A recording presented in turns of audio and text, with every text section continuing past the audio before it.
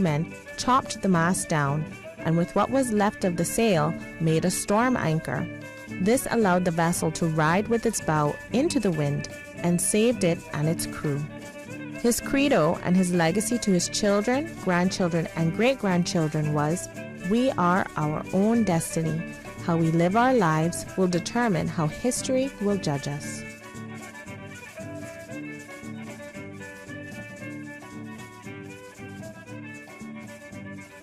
Radio Cayman's Historical Vignettes was brought to you by Rotary Central. For more than 110 years, Rotary members have used their passion, energy, and intelligence to take action on sustainable projects.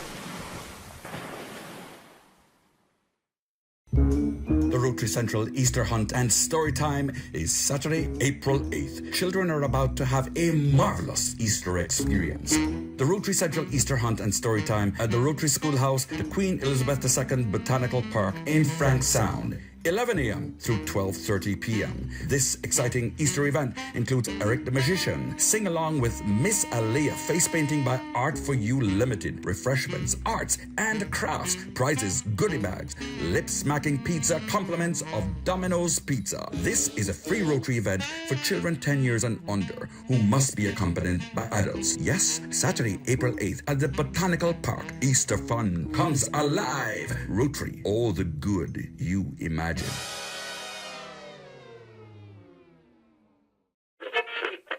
Oh, I think they're doing a great job. A lot of them are. Good afternoon, Dwayne. How are you? Not too bad, sir. Ladies and gentlemen, Radio Cayman's Talk Today with Sterling Dwayne Ebanks. But I do have some questions. There are more questions than answers. Radio Cayman's Talk Today. If you're ready to talk, we're willing to listen. Well, I really enjoy this program today. Cayman Islands' foremost listeners participation program. May God bless every person.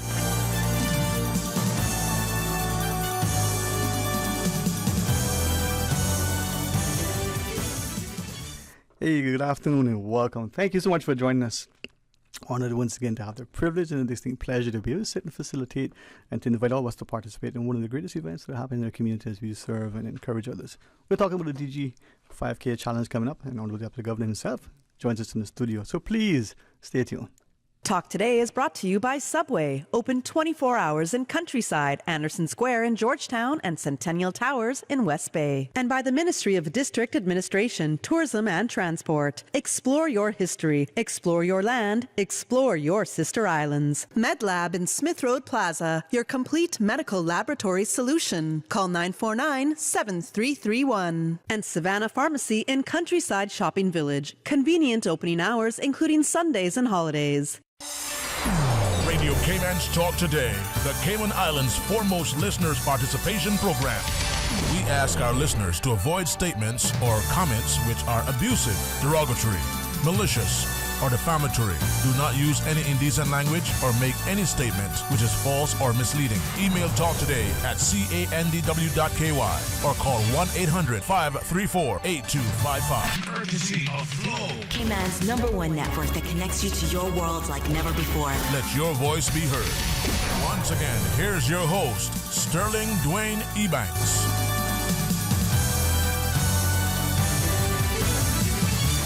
Hey, good afternoon, welcome back, and thanks very much for joining us. And I'm really honored that we live in such not just a safe and civil society, but one that's so loving and giving, kind and generous with its time, its talent, and its treasure.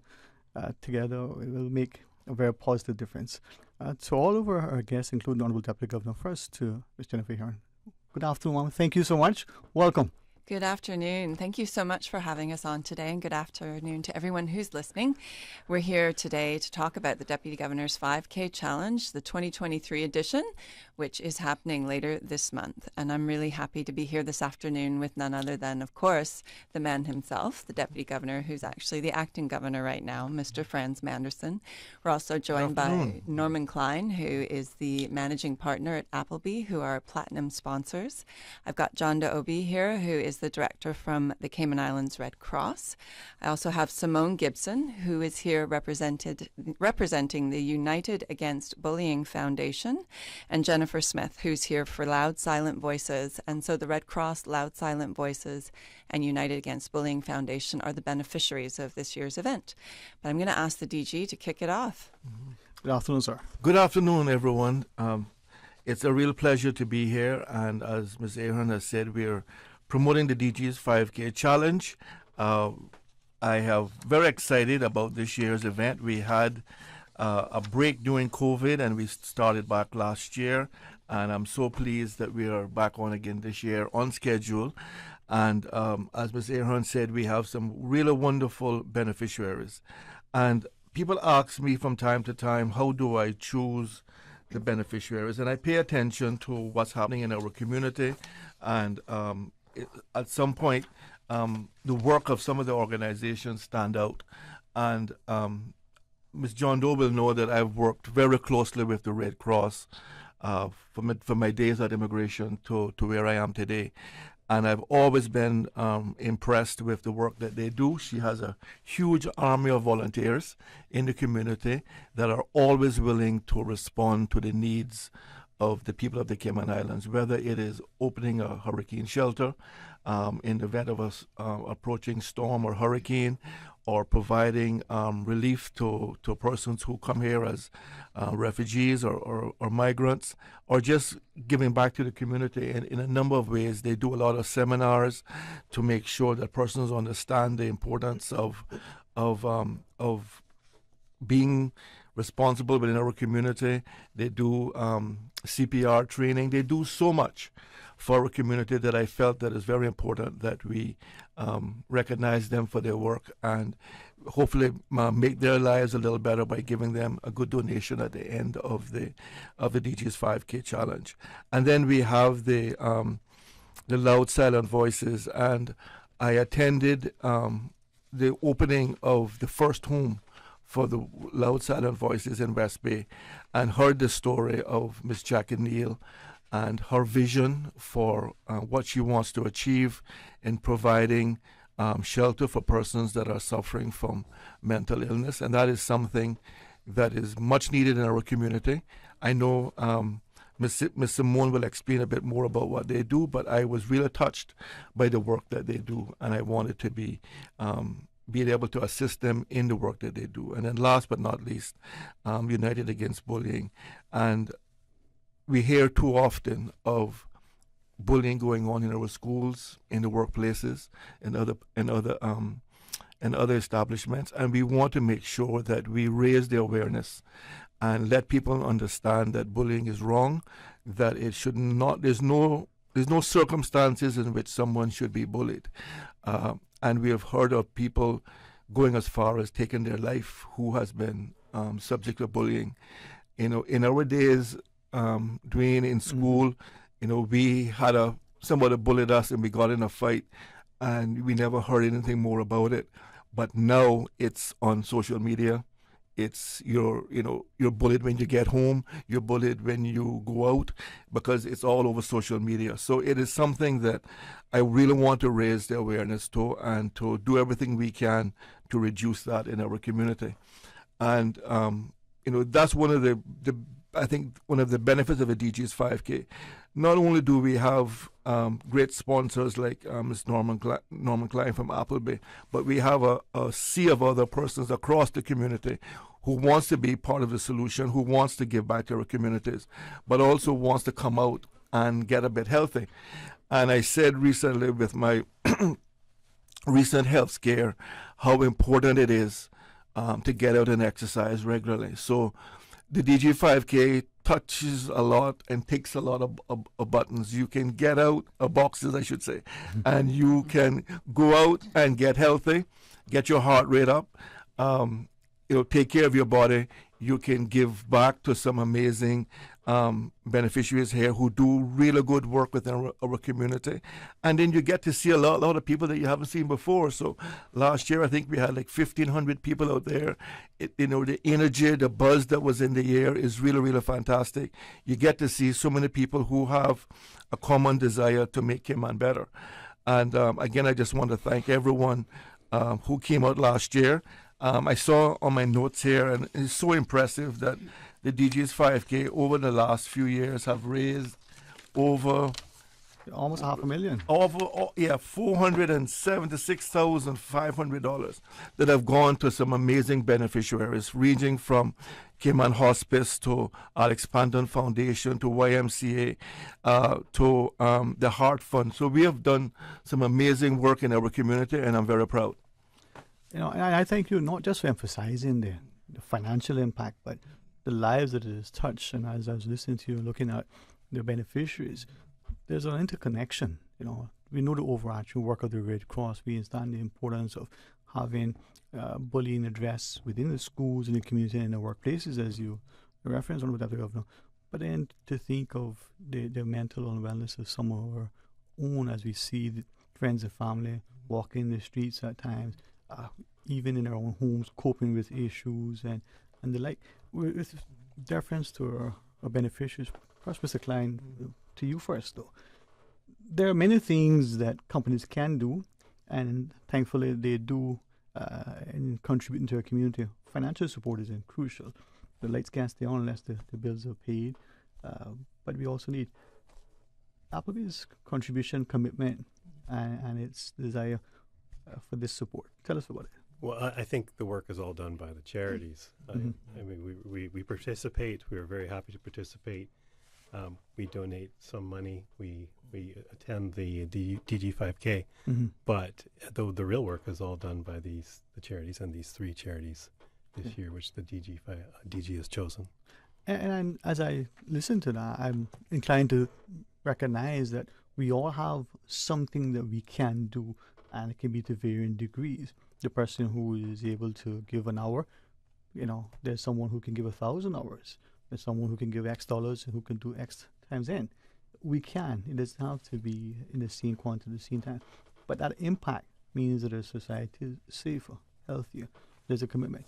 Ms. Jen, with that, and as we look at our charities, I mean, for those who don't perhaps fully appreciate the DG, I don't want to even call it challenge, because it's a community initiative. It's not just about funds that are being raised, but it's the contribution and the commitment and the continued impact that is happening across the community. Yeah, I think one of the fantastic things, and the DG mentioned it, is just the impact that we can make by coming together.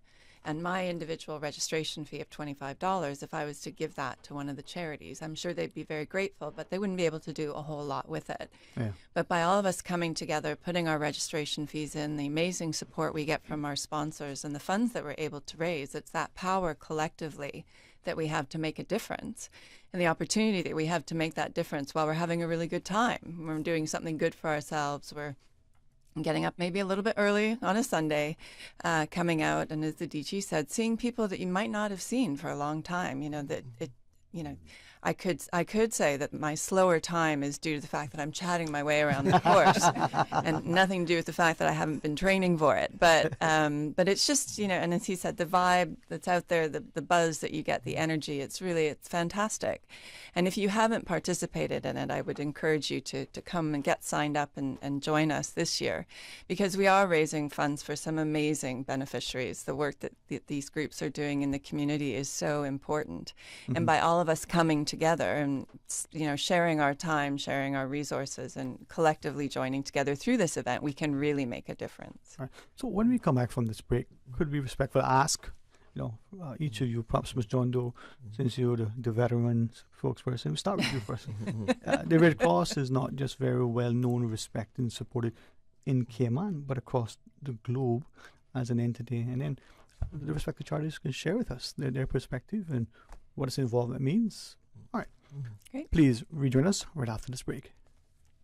Spring is in the air and Easter is just around the corner. So too is Savannah Pharmacy, your neighborhood pharmacy located in Countryside Shopping Village. They're stocked with Easter gifts and treats and new spring apparel. Remember, they're always just around the corner with everything your family needs and convenient opening hours, including Sundays and holidays. Get all of your Easter purchases at Savannah Pharmacy in Countryside Shopping Village or call them 946-3336. Parents, Savannah Pharmacy invites the neighborhood children to visit the store on Saturday, April 8th before 12 p.m. to pick up their own Easter goodie bags. For medical lab services in Cayman, go straight to MedLab. For a full range of medical services, pleasant, clean and comfortable environment, no long lines and affordable fees, visit MedLab at the Smith Road Plaza. Open Monday to Friday, 8:30 a.m. to 5 p.m. and half day on Saturdays. Call 949-7331 to make your appointment. For medical lab services in Cayman, MedLab. The MedLab team would like to wish the community a very happy Easter and remind you to be safe while camping.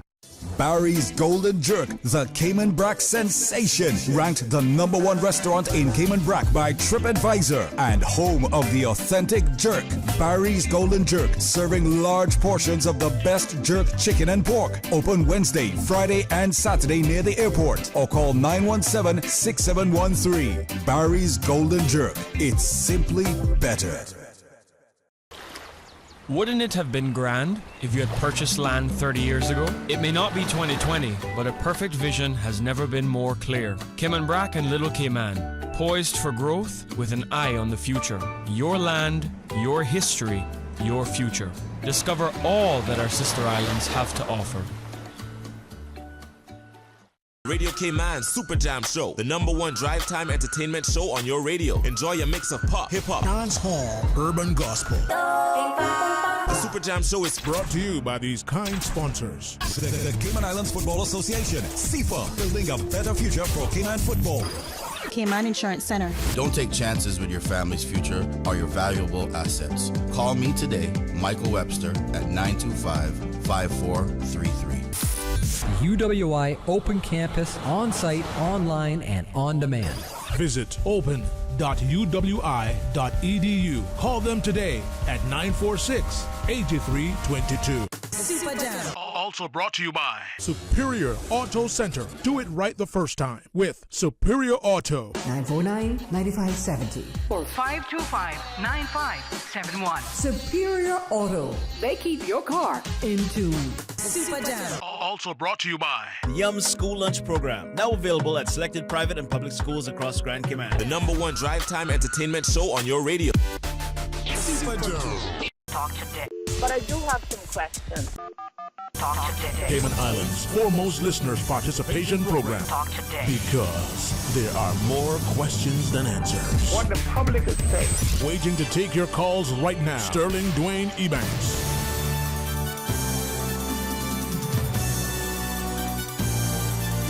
Hey, good afternoon. Welcome back. And thanks again for joining us. And thanks too for all who do our part to ensure that we have this wonderful society we call the Cayman Islands. And along with the Deputy Governor and the Chief Officer, Ms. Jennifer, here for joining us, together with Norm Klein and 3 wonderful representatives from excellent charities from the Red Cross. Ms. John Doe Obi, you know, I appreciate your guidance earlier that as an entity, we probably, without even thinking, refer to the Red Cross like we do. Oh, it's a charity, it's an NGO. But could we be respectful to ask you, because for some of us, information is empowering, but education and accuracy helps us to be better positioned. So the Red Cross, well, what is it? What is it really? Well, thank you very much for having me. Yes, so the Red Cross, not only in Cayman, but across the globe, is actually an auxiliary to the government, which means that we have a very unique relationship with our government. So whilst we do charitable work, like most charities on the island, we have a unique relationship. Hence, the Red Cross sits on the NEOC. Disaster management is probably one of our biggest programs. And whilst we don't hope for disasters, the whole idea is that if there is a disaster, we don't have a choice to respond. We are part of that entity to respond. And we see that internationally. Yeah. We think about Ms. Elizabeth Dole way back when, as part of the U.S. Red Cross, we look at other names across the globe, whether it's a war zone, whether it's a zone where there's a natural disaster, as you shared, or there is some other crisis in the world. A Red Cross representative going in seemingly is going to be received with much more sense of a welcome, safe, and innovative response. So that level of diplomacy, but action to security and safety bodes well for us. No, absolutely. And if we think about how the Red Cross started, it started with wars. And unfortunately, there's so many wars around the world now. So the Red Cross, through the International Committee of the Red Cross, goes into war zones and we have a unique relationship with our governments where we can visit prisoners of war, and because of our the way we work with them, it's just something very different. So our scope is very broad, basically. In a sense of objectivity and an expectation that it's going to be fair, it's going to be something that is done because this is a person in need in a space that something has happened. There are no sides to be taken except the humanitarian issue. You seem like you've been studying some notes from the Red Cross. You know a lot about that. Oh, I was just reading off your paper. Thank you. I have my contacts in this case. No, but why I say that is that it speaks so well as I look at we had a chance to talk to the two reps. But before I do, the training that you provide, the Red Cross in general, for disaster management, from the CPR and other first aid, but that skill set can assist that individual at home, at work, even in an occupation, but the wider community and the region, if there's a need, you can be seconded, you can be a part of an attachment. No, yeah, absolutely. So here in Cayman, we have 4 main programs, disaster management being sort of the main one. Mm-hmm. We do first aid training for corporate Cayman and individuals alike. We also provide a lot of, we've provided individuals, first aid trained volunteers to community events.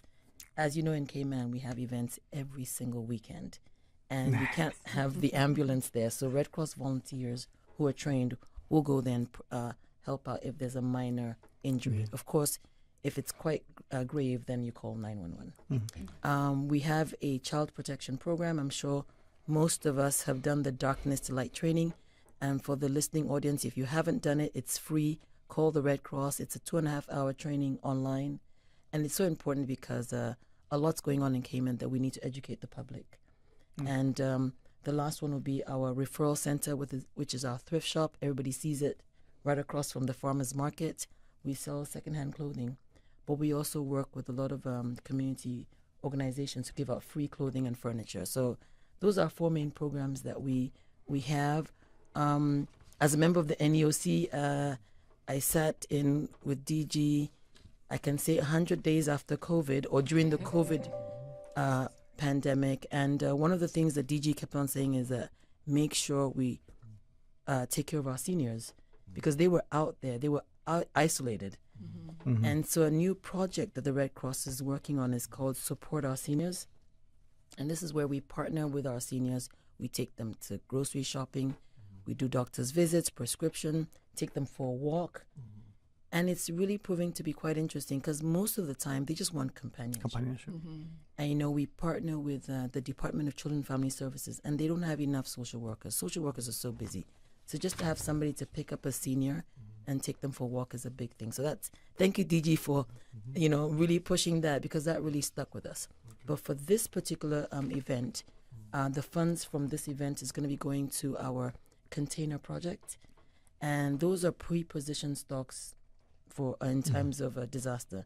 I know most of the time we think hurricanes, but it could be any other disaster. So we work with Hazard Management Cayman Islands, and we train community emergency response teams. That's CERTs, and if we have pre-positioned stocks in every district, that means that if a district is cut off, then they can help themselves to the items in the container. So hopefully with these funds, we'll be able to enhance our container project. And that CERT program is truly invaluable. Yes. And as I listen to what Ms. John Doe was sharing, Ms. Gibson, the idea that we're social beings. We like companionship. But sometimes, as the Honorable Deputy Governor was sharing, the environment that we find ourselves, not just the student, but even us sometimes as the adult in a corporate environment, we get to we feel as if we're being excluded, perhaps being picked on and the like. Talk to us about bullying and your foundation. Thank you so much, and thank you so much for having us here. Thank you very much to the DG for the initiative of the challenge and for selecting United Against Bullying as one of your charities. Bullying is something that happens in so many different ways, and it can happen anywhere. It can happen to an adult. It can happen to a student. United Against Bullying is focusing mainly on the awareness and education of bullying, what it means to, what is a bully? A victim. There's so many different roles that are played. You have a bystander.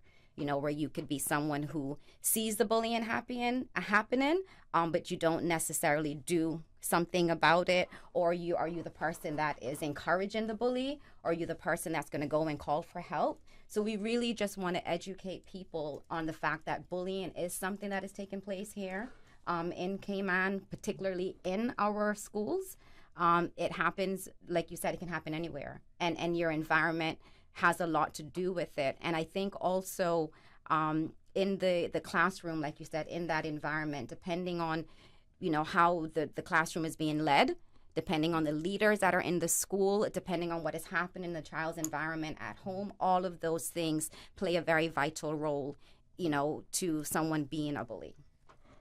And that's the thing, and Miss Jennifer, with respect to the work of Loud Silent Voices, sometimes the impact that someone is feeling could be because of the environment. It may or may not be exacerbated because of bullying. It may be things that are happening within them.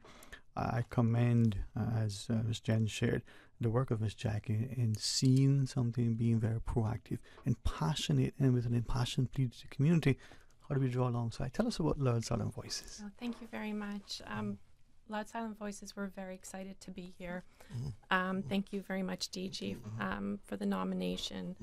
Loud Silent Voices is a nonprofit family mental health support group, and our mission overall is to raise awareness for the various types of mental illness, promote understanding and acceptance, reduce associated stigma and discrimination, educate families and caregivers, which is very important to us. We have our clients, but also our caregivers that we have a support branch for, and support the families and caregivers as they care for their loved ones. Loud Silent Voices began as a family support group in that for those caregivers taking care of their loved ones with diagnosed with mental illnesses. And from there, our founder, Jackie Neal, did have this vision, and she stuck through with it. On July 10th, 2021, we opened Cayman Islands' first mental health adult group home. And it is a 24-hour, 24/7 support housing program for adults diagnosed with mental health diagnosis. And that house has just recently been named Mercury House. We're very proud of it. The funds that we're looking to receive as this donation, we're looking to expand. So given the need in our community, and especially with the residential treatment facility that's due to be enacted in due course, the need that's already there will be doubled and tripled again. So our home, what it does is it's a transition in home from that residential treatment. It supports those that are looking for independent living, assisting them with psychiatric care, also with social workers, nurses, what have you, helping them with their medication, helping them with independent living, so budgeting skills, medication care and management. So we're trying to build that transition of independence so our clients can go back into the community safely. Well, I'm hoping that as we see the impact and the importance of coming together, we recognize that over the years the funds raised initially was earmarked for one charity. We expanded to as much as 4, and it's important to see the collective need. Absolutely, yeah, we're very, very proud. I give Ms. Ahern a lot of credit. This started way back in 2014 when I started doing more 5Ks for my health, and every time that I would go to a 5K, I would see a lot of people there, but I wasn't seeing a lot of civil servants there. So I said to Ms. Aaron, I think we need to get our civil servants to come out and get active, and so should we try to encourage people to go to a particular 5K? And she said, well, maybe you should have your own 5K, and I think that's a great idea. So that's where it all started. And then we gave $12,500 to the hospice when they were being built. And we gave $50,000 to Special Olympics, Cayman Islands, and I never forget that they were going off to their to the Special Olympic World Games in Los Angeles. In Los Angeles, and when I saw our team come out of the underground from under the stadium and walk out there, and knowing that we had been part of that was really special. We gave 60,000 to the Cayman Heart Fund, and they bought a new ambulance. And the ambulance took me from the HSA to the doctor's hospital. That might have been the ambulance, So I see the importance of having a state-of-the-art ambulance. We gave 85,000 in 2017 to the YMCA for their ropes challenge, and that is still there, and people use that for team building and other activities. And then in 2018 we gave 89,000 to feed our future Meals on Wheels and the Kiwanis breakfast program. And we also gave money to the Colonel's Community Care Center in Cayman Brac and the primary school with their 2 children in Little Cayman. So we touched all 3 islands. And then in 2019, we did the Crisis Center, Alex Pandon Foundation, and the Special Needs Foundation, which is now Inclusion Cayman. So we really wanted to deal with those charities that do a lot of work for those persons with who are suffering with special needs. And then last year, we gave the Cancer Society for their HPV vaccine. We had the MS Foundation, and then we have the Alzheimer's and Dementia Association. So they do some really great work. But I just want to touch a bit on what Miss what's her name? Lady from the Simone said about bullying, and I became aware of the work they do by watching a Facebook video of a mother whose son had been bullied in school, and she was making a plea for help, and she said that her son had been bullied to an extent that he was having seizures on a regular basis. And that touched me, and I reached out to her, and we were able to assist her to the government schools. But I also saw that the charity Come Forward, the Anti-Bullying Foundation, this lady had to go off island to get help for her son, and the foundation provided sponsorship for the family, because the mother didn't want to go by herself. She had other children. So I saw the meaningful work that foundation was doing. I was very impressed. So I think we live in this beautiful place, the Cayman Islands, but it is beautiful because of our people that are always willing to stand up, to be part of a solution. We have amazing corporate citizens who are willing to give back to the community. And I think that's why Cayman is a special place, is that we all want to be part of a solution. I say it all the time, it's so easy to call up the talk shows, Dwayne, you get it all the time, and complain about something. The more difficult thing is to then do something about it, And these, especially Loud Silent Voices and the Anti-Bullying Foundation, two women decided to do something. They were affected by an event, and they decided, I'm going to be part of a solution. So I really want to commend our charities. John Doe talked about the work that Red Cross does, and she's actually sort of underselling it. They really always come to the government's assistance. I remember during Hurricane Ivan, we were out there asking people to send goods to Cayman. And they said, listen, we will be happy to send, but we don't send goods to governments. You'll have to give us another organization to send it to. And we said, well, we have a Red Cross. And that was it. The Red Cross reputation was such that they said, okay, fine, we'll send everything to the Red Cross. And that speaks well for the Red Cross in Cayman internationally. So we have some amazing beneficiaries here. And people of the Cayman Islands, here's an opportunity for you to be part of a really good solution. Mm-hmm. I get criticized for a lot of things, right? And I have thick skin. But I heard... So here's another list of stuff. Yeah. And I heard one talk show host, not you, sir, saying, all the DG does is organize a 5K. And you know what? If if that's all I've ever known for, well then I feel good, because I think we have done some amazing work for some amazing beneficiaries, and we have made people's lives better in a very meaningful way. And when you think back of Meals on Wheels, that we were able to give them, thousands of dollars that they could feed our people.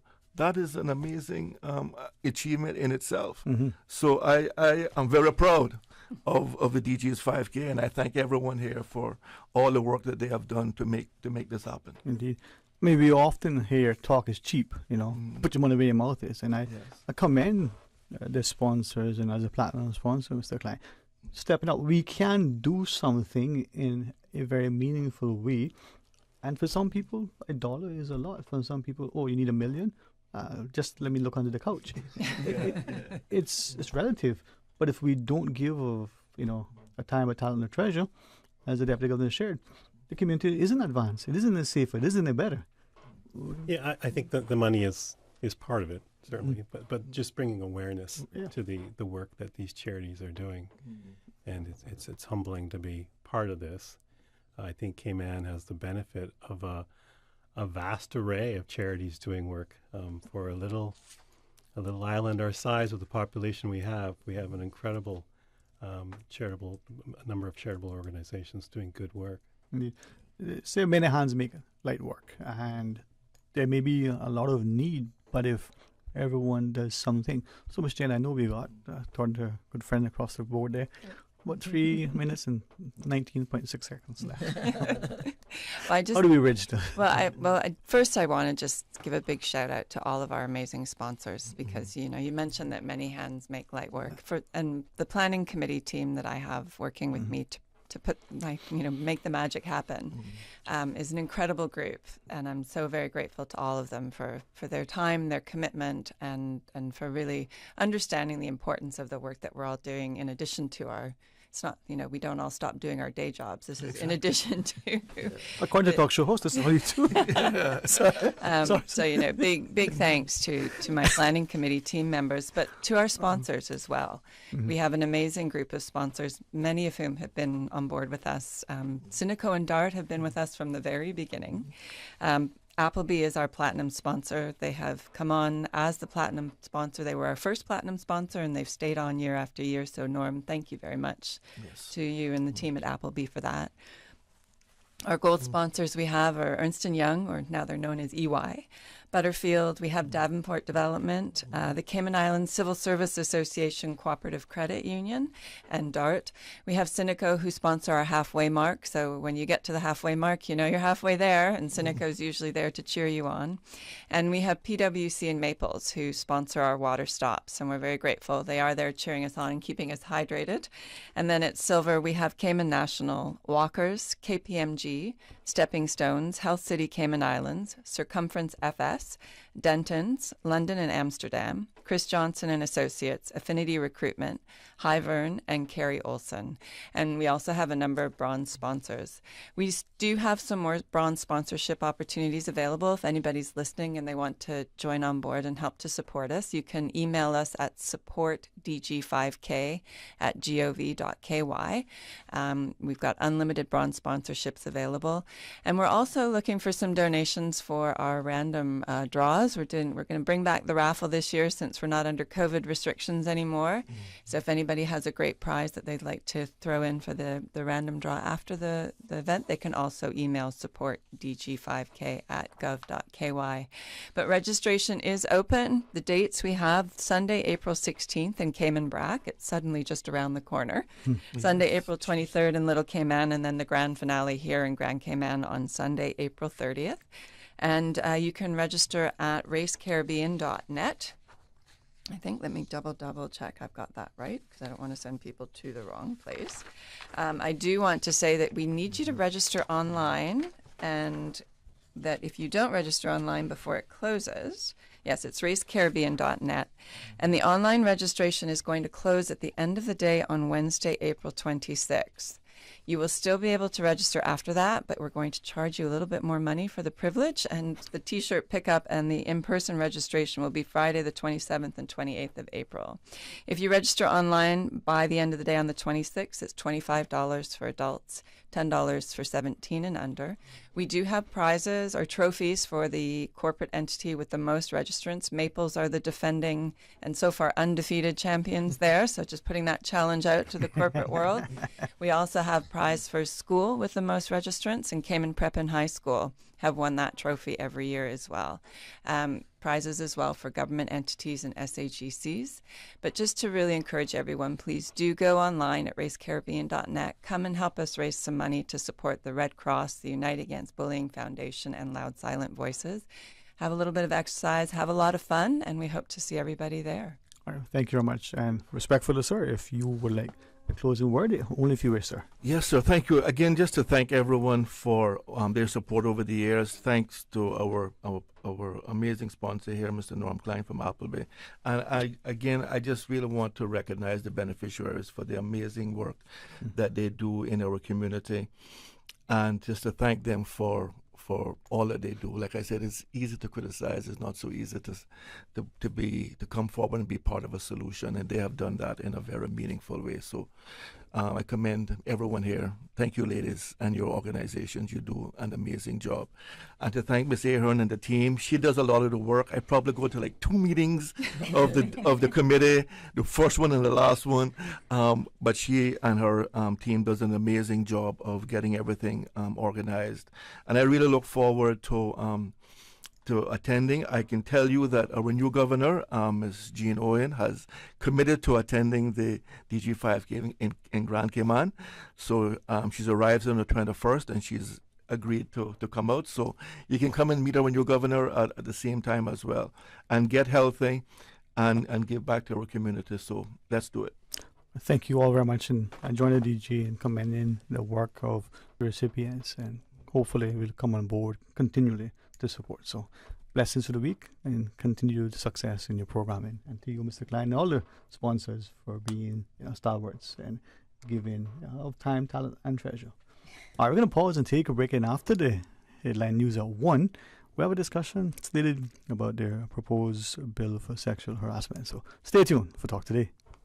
Spring is in the air and Easter is just around the corner. So too is Savannah Pharmacy, your neighborhood pharmacy located in Countryside Shopping Village. They're stocked with Easter gifts and treats and new spring apparel. Remember, they're always just around the corner with everything your family needs and convenient opening hours, including Sundays and holidays. Get all of your Easter purchases at Savannah Pharmacy in Countryside Shopping Village or call them 946-3336.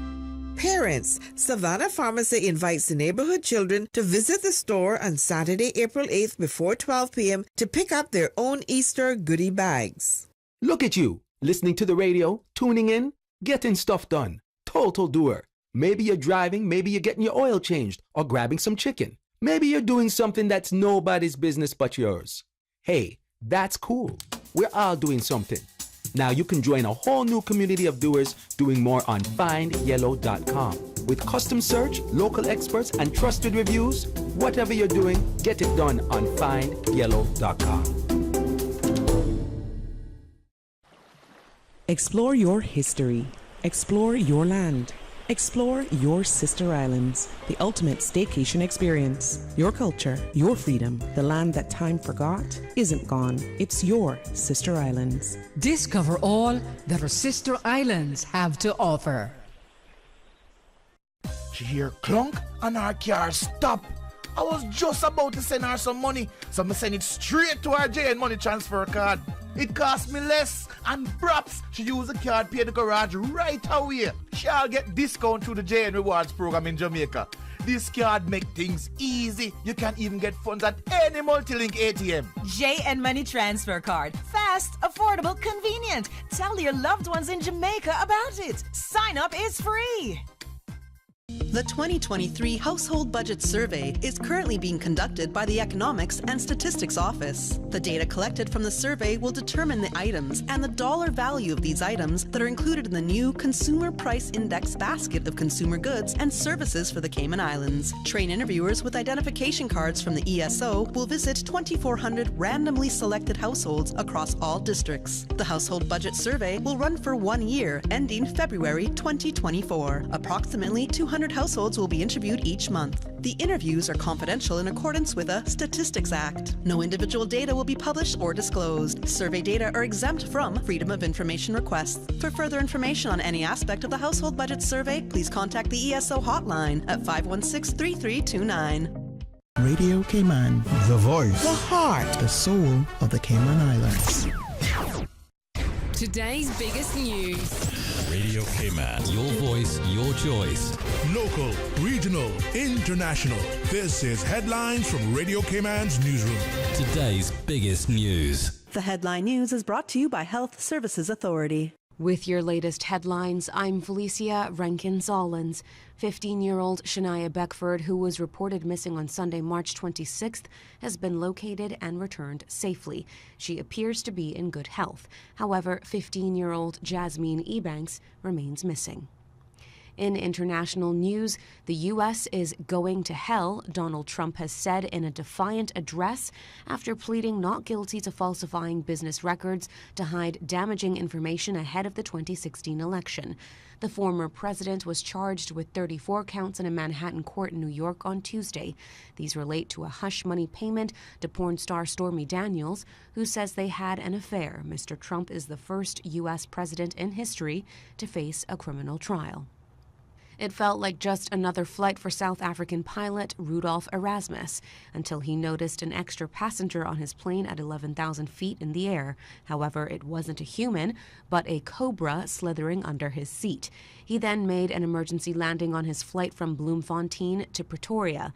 The private plane, a Beechcraft Baron 58, was carrying 4 passengers as well as the snake. A bite from a Cape cobra is lethal and can kill someone in just 30 minutes. So not wanting to cause panic, Mr. Erasmus says he thought carefully before calmly telling those on board that there was an extra unwanted voyager. The slithering passenger is still missing, as engineers who then stripped the plane are yet to find it. These are your headlines. I'm Felicia Rankin-Zollins. For the latest in news and information, follow Radio Cayman on social media, Facebook, Instagram, Twitter. Download the Radio Cayman app or log on to our website, radiocayman.gov.ky. The headline news are brought to you by Health Services Authority. HSA's cardiology clinic is now located at Smith Road Medical Center. Our cardiology team provides expert care and treatment for heart conditions such as coronary artery disease, heart failure, arrhythmias, hypertension, congenital heart diseases, among others. The new location offers state-of-the-art cardiac diagnostic testing, including echocardiograms, ECGs, and stress tests. To contact, call 949-8600. At HSA, your heart matters to us. Radio Cayman is pleased to feature this special Sister Islands historical vignette brought to you by the Ministry of District Administration and Lands. Explore your history, explore your land, explore your Sister Islands.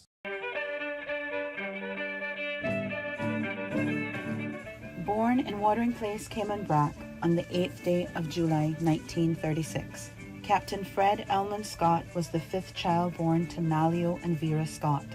Captain Scott was a quiet-natured child who liked going on the bluff with his grandfather Oscar Brown, swimming every Saturday evening and playing cricket down where Miss Alame's house sits now. He was very studious at Creek Elementary School and did very well under the tutelage of his favorite teacher, Miss Isley Connolly in BE. Following the tragic death of his father at sea, at age 14 he left school to work with Arnold Foster to support his family. In 1953, he joined his first ship, the Beretta, a local cargo vessel, signing on as deck boy, working his way up to boatswain. From 1953 until 2006, some 52 years, Captain Scott made his living working off the seas.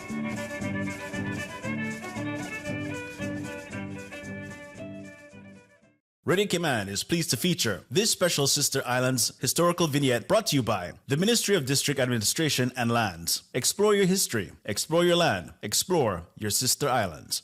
Freedom, Cayman Brack. Freedom, Little Cayman. Soft breezes, blue waters, no traffic. Unwind and rejuvenate your mind, body, and soul. Sister Island Staycations, a taste of freedom. Discover all that our Sister Islands have to offer. Talk today. But I do have some questions. Talk today. Cayman Islands' foremost listeners participation program. Talk today. Because there are more questions than answers. What the public is saying. Waiting to take your calls right now. Sterling Dwayne Ebanks.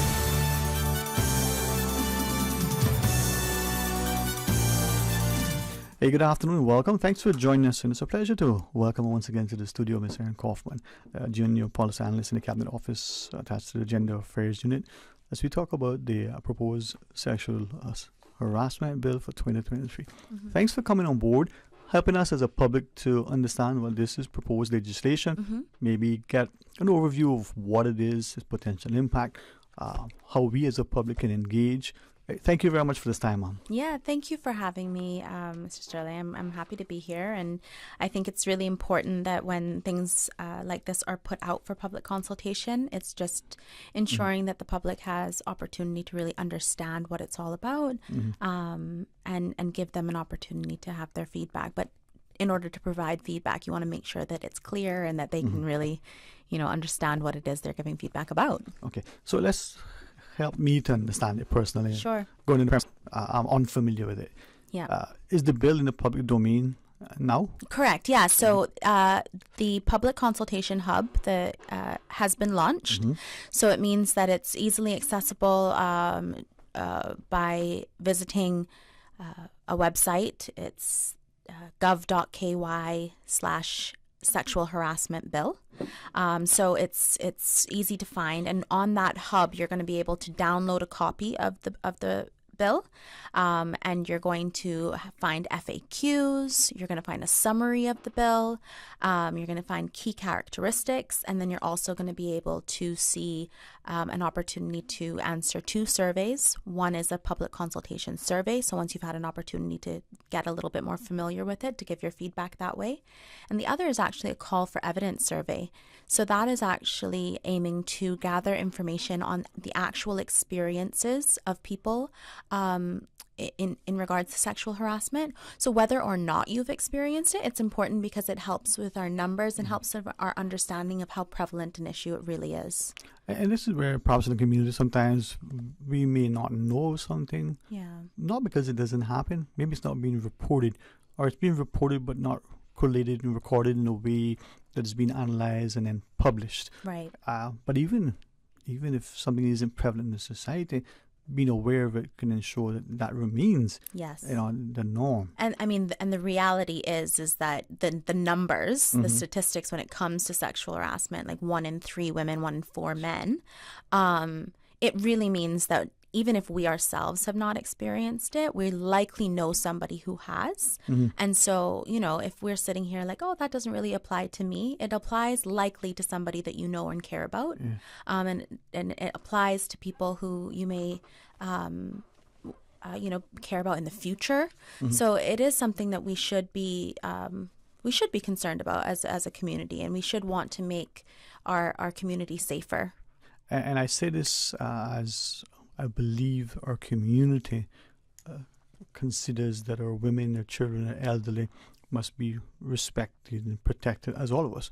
But you said 1 in 3 females and 1 in 4 males. Yeah. And many times, I think similar in my mind when we talk about breast cancer, we, because of the word, may exclude men without understanding that even though it's a relatively small percentage compared to our women, men can still be impacted directly by breast cancer. So right. Too can sexual harassment. Absolutely, it is completely gender neutral here, right? And the proposed legislation is written as such, and understanding that this is something that can happen to anybody, that does happen to everybody. And so it provides protection for all people living, working, visiting in the Cayman Islands. So, Ms. Erin, as I may ask, if the legislation defines sexual harassment, but prior to that, the consultation period is open now, and like anything, it has a timeline. Yes. Yeah, so the period is open until April 15th. And so, the public is really encouraged to provide feedback before then. There are a few opportunities. We've discussed the surveys that are available on the Public Consultation Hub, so that's one of the quick and easy ways to do so. But you can also send an email if you really have some thoughts that you want to share outside of the responses to the survey. You want to share your feedback in that way and write an email. You can send it to genderequality@gov.ky as well. Okay. And as people can engage with the survey, look at the questions, but get familiar with the legislation. It's not uncomfortable legislation to read. It's not difficult in that expected legalese that we usually sort of encounter. Yeah, it's and it is a formal document, right? But I don't think that should discourage people from reading it. It does a good job at specifically outlining what sexual harassment is considered, and what are some of the things that would be considered sexual harassment under this proposed legislation. And I want to also kind of highlight that we are using the term proposed legislation because it is not in effect. It's not officially passed as yet. This public consultation period is open because there is an opportunity to clarify concepts, to make things, to tweak things, for better words. Yes. So that is the goal of this period right now. We talk about it being a standalone piece of legislation, so it means that it's an entirely new law.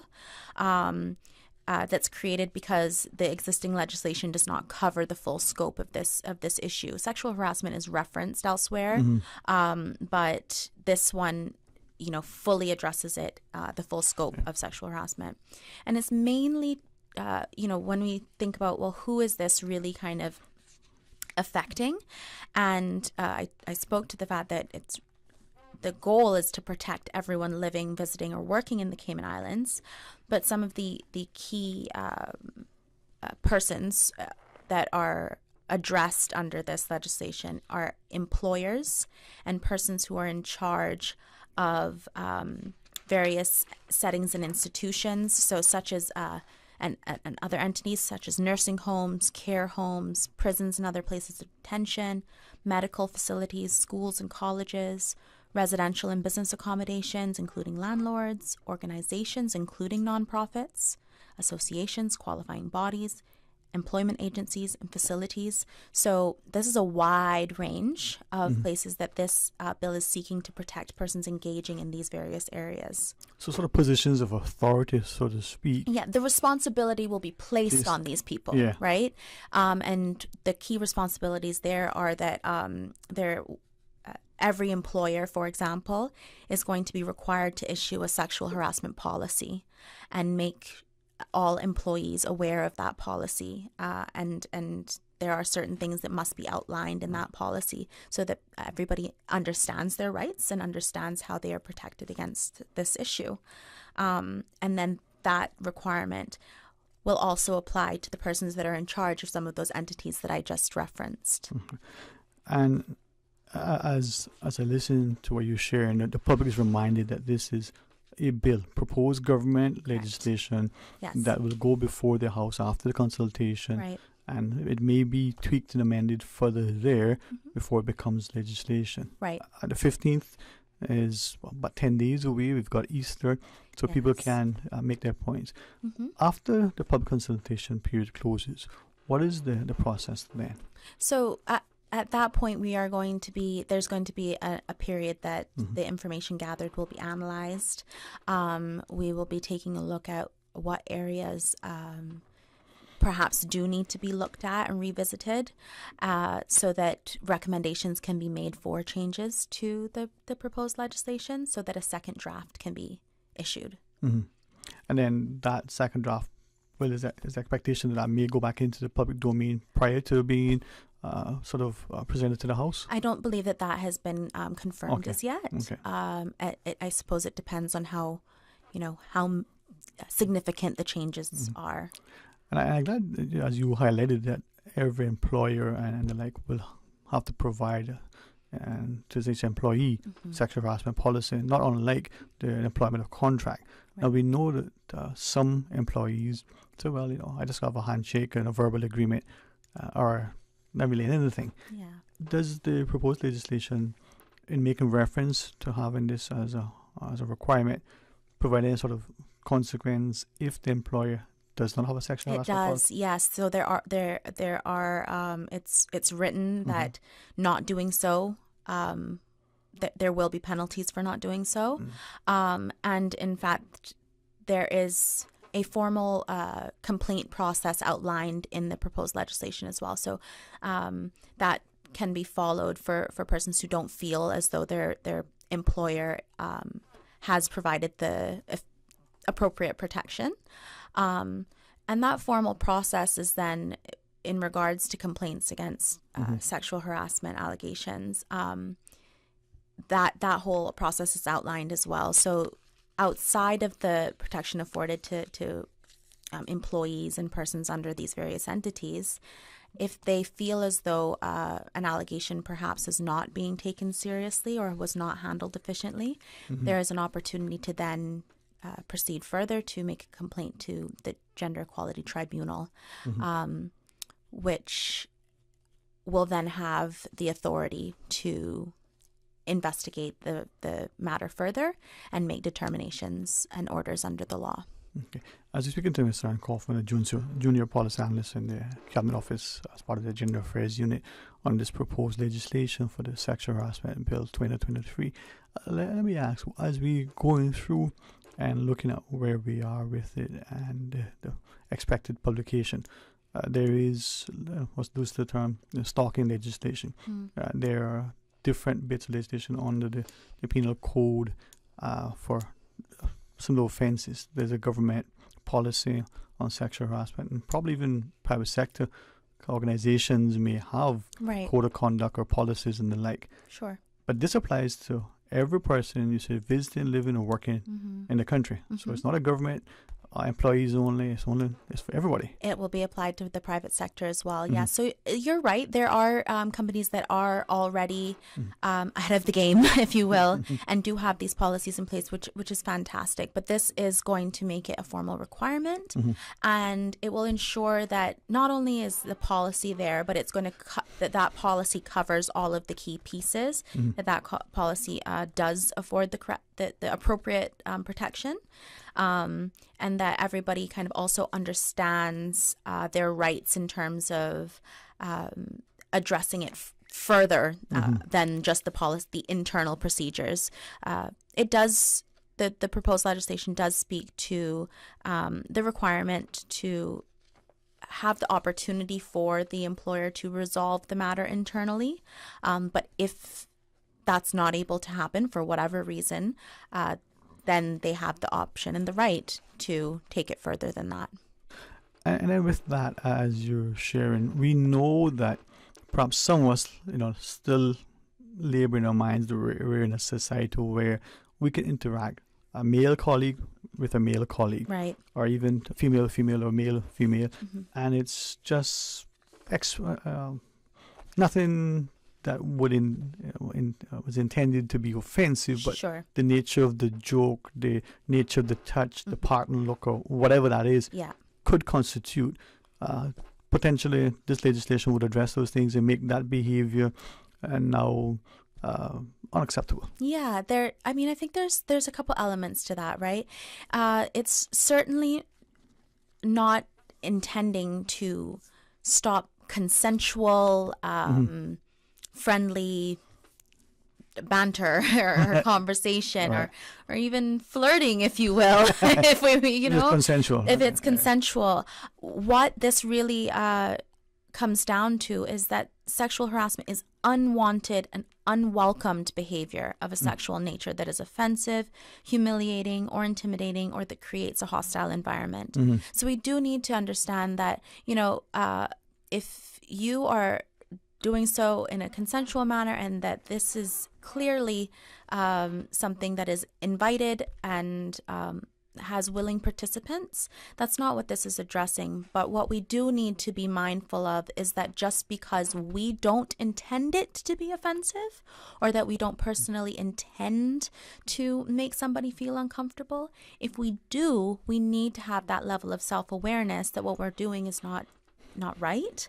And if we can be self-aware enough to stop that behavior before it progresses to anything further, and that person feels okay, perhaps they were not aware that was offensive to me, and they have stopped, and I feel comfortable that that's not going to happen again. But certainly, if that person feels offended, even though it was meant to be taken for a joke, unfortunately, just because you meant it to be a joke does not give you the right to make somebody feel or to sexually harass somebody else. If I may, not necessarily require or request a response from you, but with his consent, and preparing for today's discussion, he asked if I could maybe just put this in the public domain, because it could help us to appreciate the environment in which we live.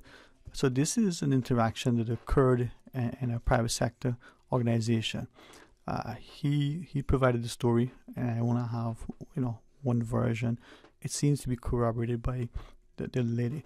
Two individuals working for the same entity. It's her birthday. It's a Friday. He presumably commented that, wow, it's not only a Friday that we all dress up for after work activities, but it's your birthday. You look fantastic. And seemingly they're great friends, and he made a comment. Now, the reason I'm sort of put in the picture as much as I can, a bystander observed this activity, and the actions of the bystander I share with you to ask if the legislation would cover that. The Monday following, the male employee was called and said, "Hey, do you remember this interaction on Friday?" He said, "Yeah. I told my colleague Sue, whichever, and that she looked fantastic. And I gave her a hug, and right in the lobby or the reception or by the water cooler, wherever it was." And Sue was called in and said, "Yes, I remember. Well, Jean, your colleague, saw it and was uncomfortable." Now, I could tell you what I told Sue, told the HR person to tell Jean, but I'll leave it people now. So in that case, Sue, was okay with it, but Jean was uncomfortable with that interaction between the two. Going in the premise that it was consensual, going in the premise that it wasn't anything more than the hug and the kiss on the cheek and, darling, you look good, yeah, honey, whatever it is. Is there provision in legislation that if the bystander sees it and is uncomfortable, that could be covered in this legislation? I think there's two elements of that. One is that for a second, let's say that there was something inappropriate that happened there, just for hypothetically speaking. Yes, please. The legislation does speak to the fact that this, even though this didn't happen in the workplace itself, the relationship between those two persons was still they're two colleagues. They're two colleagues, and it could have happened outside of the workplace, and that protection is still afforded to that person. Because of the relationship that exists between them, right? So that's just one piece. The second piece is that in order to proceed with a formal complaint, the consent of the person who has experienced that sexual harassment must be gained in order to make a formal complaint. So, for example, the bystander, Mary, could not make a complaint on behalf of Sue without Sue's consent and Sue's assurance that she did feel as though that was a situation that was that constituted sexual harassment for her.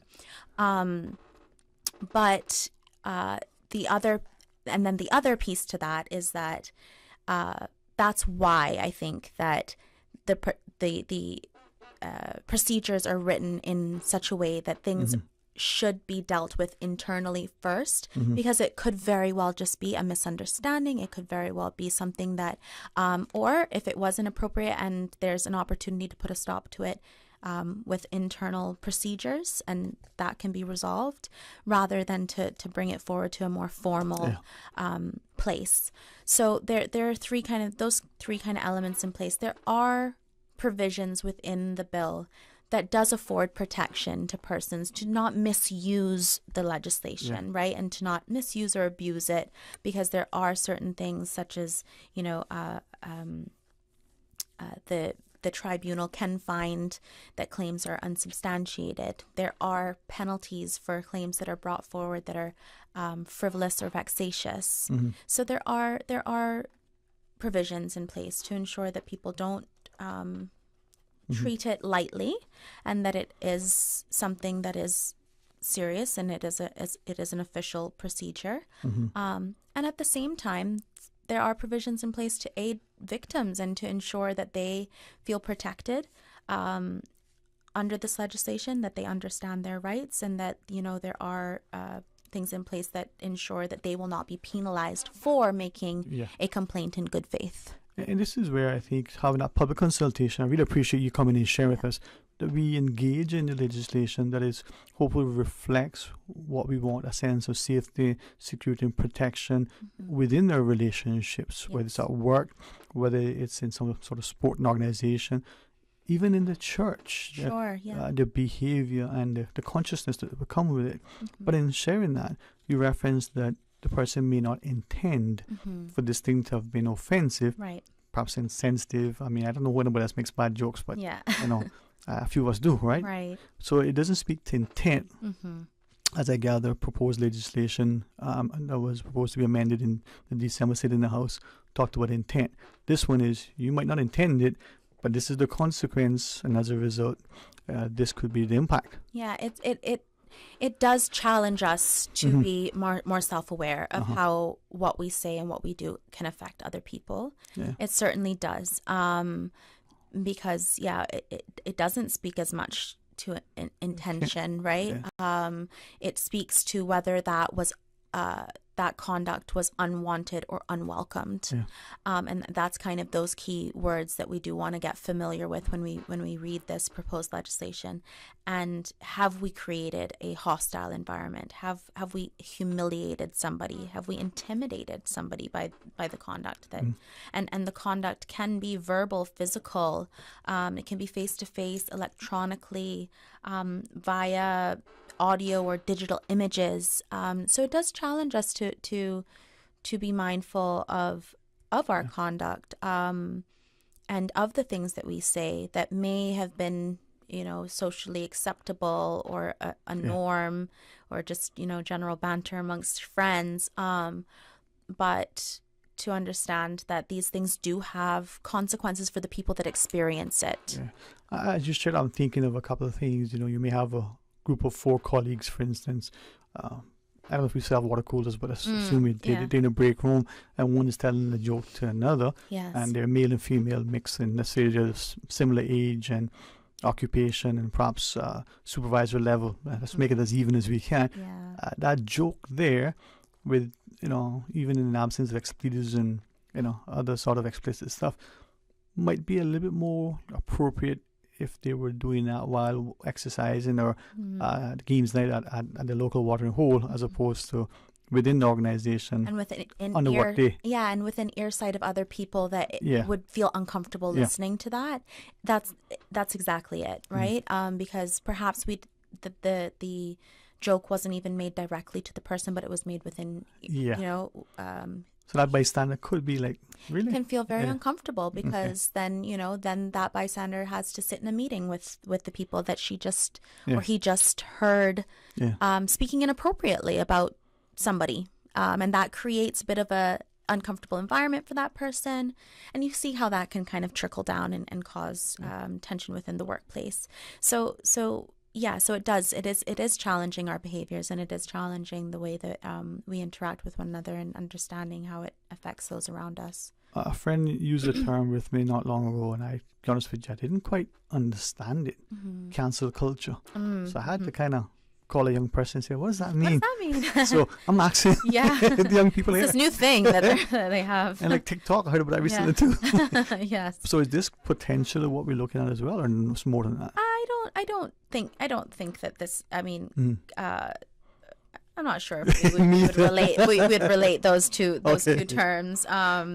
Yeah, because the thing is, again, I think because of the fact that there is the opportunity to resolve matters internally and to not, try to address it. It's very clear that things should be addressed as soon as possible, immediately, so that there is an opportunity to intervene, these kind of things, to help people to acknowledge that, of course, mistakes can be made, and you can learn from your mistakes, and you can learn from the fact that you have offended somebody, and educate yourself and move past this. But in the same regard, the legislation is in place to understand that it is serious, and that not addressing that conduct, if it has been brought to your attention, does have consequences. Yeah. And I guess this is all about us, as you said, being self-aware, being sensitive to things, and as we hopefully mature, not just through age but experience, we'll appreciate that some of our actions and antics are not always, the intended consequence to be imaginary, but it can make people, because of differences in cultural norms or even changing environment.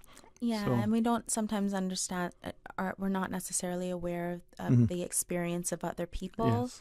And what can be triggers for people.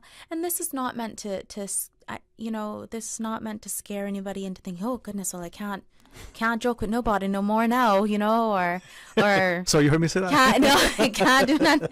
I can't do this no more. I can't do that no more. Certainly not. This is again a very formal piece of legislation. It's not going to be for frivolous matters, right? But what it does do is ensure that people do have some form of protection when they do experience these serious issues. As you shared that, I'm inclined to ask ourselves, we may say, oh, you're just, a little bit too sensitive, but we don't know a person's experience. Right. We don't know what, maybe psychologists say we shouldn't use it, but since you use it, I think we can. Triggers, that thing that may cause someone to feel a certain response because of what is transpiring then. Yeah. We may say we were being insensitive and saying and doing and acting that way. So this gives us a chance. I really appreciate you coming in. You always give us an education, and you have such an amenable way of sharing information. Thank you. The time is yours. Any closing things that you want to leave with our listeners on? Yeah, I think I'd like to just remind our listeners of the ways that you can engage with the public consultation process. So again, the public consultation period for the Sexual Harassment Bill 2023 is open until April 15th. Ways that listeners can get involved with that is visiting the Public Consultation Hub at www.gov.ky/sexual harassment. And that will bring you straight to the Public Consultation Hub. You can fill out a survey to give your feedback. You're going to be able to download the bill, read a summary, read the FAQs. And if you wish to, if you feel really inspired to share more information or any suggestions or feedback that you have, you could also send an email to genderequality@gov.ky. Now, Ms. Erin, if I may ask you, we did speak to this just prior about intent and the like, and my reference to the legislation in December, but specifically this question asked, does the legislation speak to intent as opposed to unintentional acts? Now, we did reference earlier about how. Yeah, it does. I don't. You're testing me, Mr. Sterling. Well, so this is in looking for it. We were asking earlier when you were talking about, the person may not intend for it. Yes. So it's not like the And I use as an analogy the proposed amendment just recently. Sure. Where we're saying whether the public official didn't intend to do this. Intent is a difficult thing to prove from what you shared. It could be an unintended consequence, but it could be so misplaced that the impact could land you potentially before the tribunal or running afoul of the law. Right, exactly. Okay. And so I think that the more important piece is that I'm actually going to read it if that's yes, please. Yes, helpful, because I think this is important. So it says that a person commits an act of sexual harassment against another person if having regard to against the I'm kind of summarizing here. Against the person alleging sexual harassment, it is reasonable for the person alleging sexual harassment to conclude that the conduct was directed towards the person alleging sexual harassment and was calculated to offend, humiliate, disrespect, or degrade the person alleging sexual harassment, intimidate, threaten, or compel the person alleging sexual harassment by putting a person alleging harassment in fear of being placed at a disadvantage or prejudiced if the person alleging sexual harassment does not submit to the sexual harassment, or create a hostile environment for the person alleging sexual harassment or violates their dignity.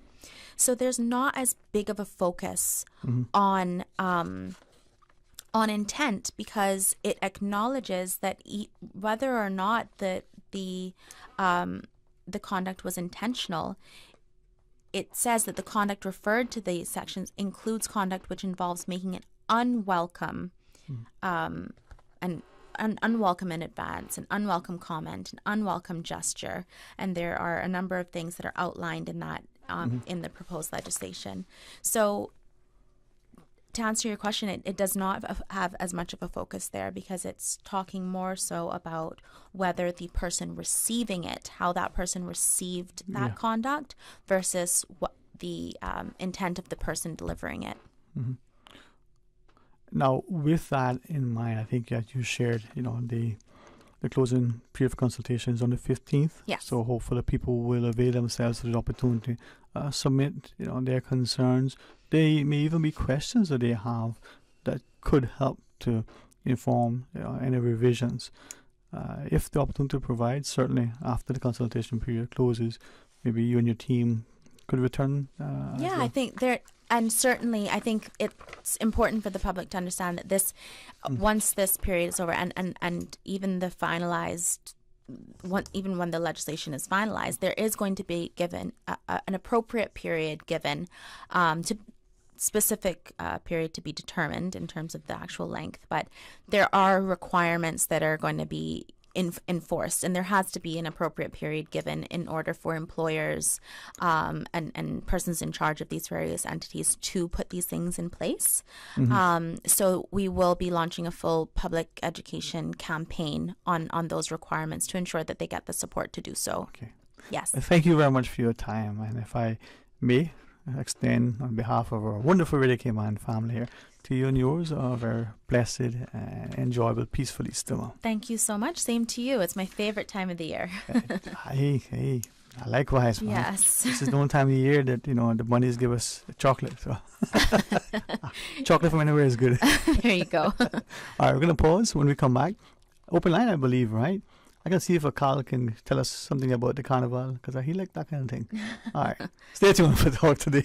When you're craving something big, something tasty that gives you that lip-smacking satisfaction, something that hits the spot, there is nothing better than a footlong from Subway. It's pretty tasty. Filling and full of flavor. Try our new sweet onion steak teriyaki with a twist, or the classic chicken teriyaki. Top it with green pepper, onions, cheese, and that sweet onion teriyaki sauce, all piled on your favorite artisanal bread. Satisfy that craving with a footlong from Subway. Fresh, delicious, tasty, meaty. Let's make it a meal with a drink, chips, and cookies. There is nothing better than a footlong from Subway. For medical lab services in Cayman, go straight to MedLab. Blood test, x-ray, and mammogram, all of that is MedLab. Affordable fees and friendly service, a full professional team. MedLab is always comfortable. MedLab is always clean. For medical lab services in Cayman, MedLab. The MedLab team would like to wish the community a very happy Easter and remind you to be safe while camping. Kirk Freeport's Easter at Bayshore family event is back. This Easter Saturday, April 8th, hop down to the Bayshore Mall in Georgetown from 4 to 6 p.m. for sweet treats including popcorn, snow cones, and cotton candy. Don't miss the Easter bunnies, and there's even a kid scavenger hunt with chocolate prizes, plus face painting and musical entertainment. The event is free, and there's free parking behind the mall for parents too. Easter at Bayshore is back. Visit KirkFreeport.com for more information. Happy Easter from everyone at Kirk Freeport. At Doctors Hospital, we know life happens, and usually when you least expect it. So when unexpected medical issues arise, you need quality care close to home. Located in the heart of Georgetown, our accomplished team of physicians and medical staff treat minor urgent conditions such as migraines, chest and abdominal pain, shortness of breath, burns, broken bones, open wounds, and more. 24 hours, 7 days a week with no appointment necessary. Peace of mind is important when life happens. At Doctors Hospital, we're always here just for you. Need to speak to someone? Call 949-6066. Now, more than ever, supporting your immune system is crucial to helping your body fight off illnesses like the common cold, the flu, and COVID-19.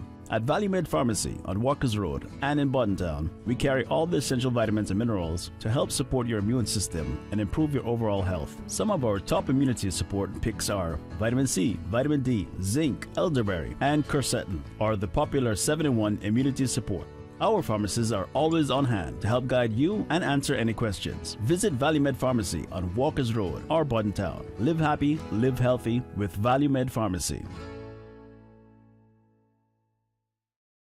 Washing your clothes in cold water can save you 90% of your washing machine energy usage. Using LED light bulbs uses 75% less energy than regular bulbs, and they last 25 times longer. Keeping your appliances and equipment cleaned and maintained regularly will reduce your monthly electricity bill. The do-it-yourself energy audits on energy.gov.ky make it easy to find ways to save energy and money in your home or business. Complete an energy audit of your home or business before 31st of May 2023 to be entered into a prize giveaway. Prizes include a $5,000 gift certificate to Home Gas and gift certificates to Cooling Pros, Foam Pros, Costyless, and Foster's. To learn more, visit energy.gov.ky today and follow the National Energy Policy on Facebook and Instagram. Talk today. But I do have some questions. Talk today. Cayman Islands' foremost listeners' participation program. Talk today. Because there are more questions than answers. What the public is saying. Waiting to take your calls right now. Sterling Dwayne Ebanks.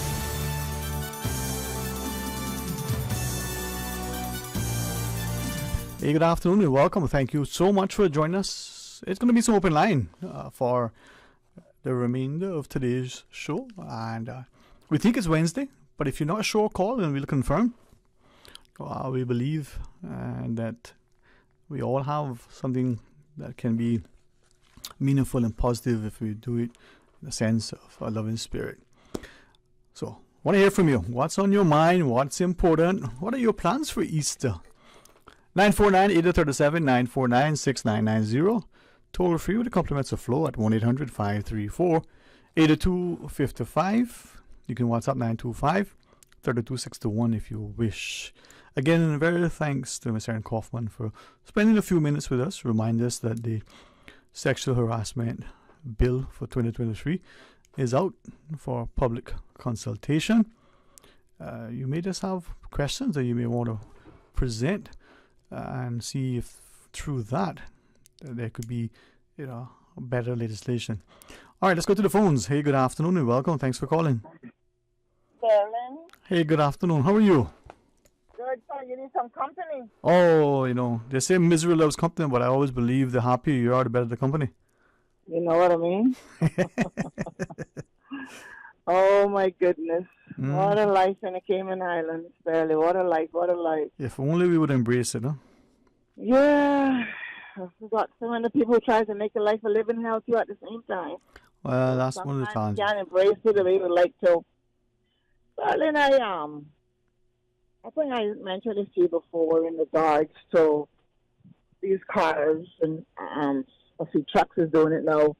Some of them don't have a back bumper or a front one, and they're painting it and trying to, I guess, decorate whatever is showing. Mm-hmm. And they seem to be popping up a lot now. I even saw them in bigger trucks and so forth. It's kind of getting a little bit noticeable more than ever on our roads. And like someone was in this message saying this morning about police officers and need to be more visible in the community and so forth and so forth.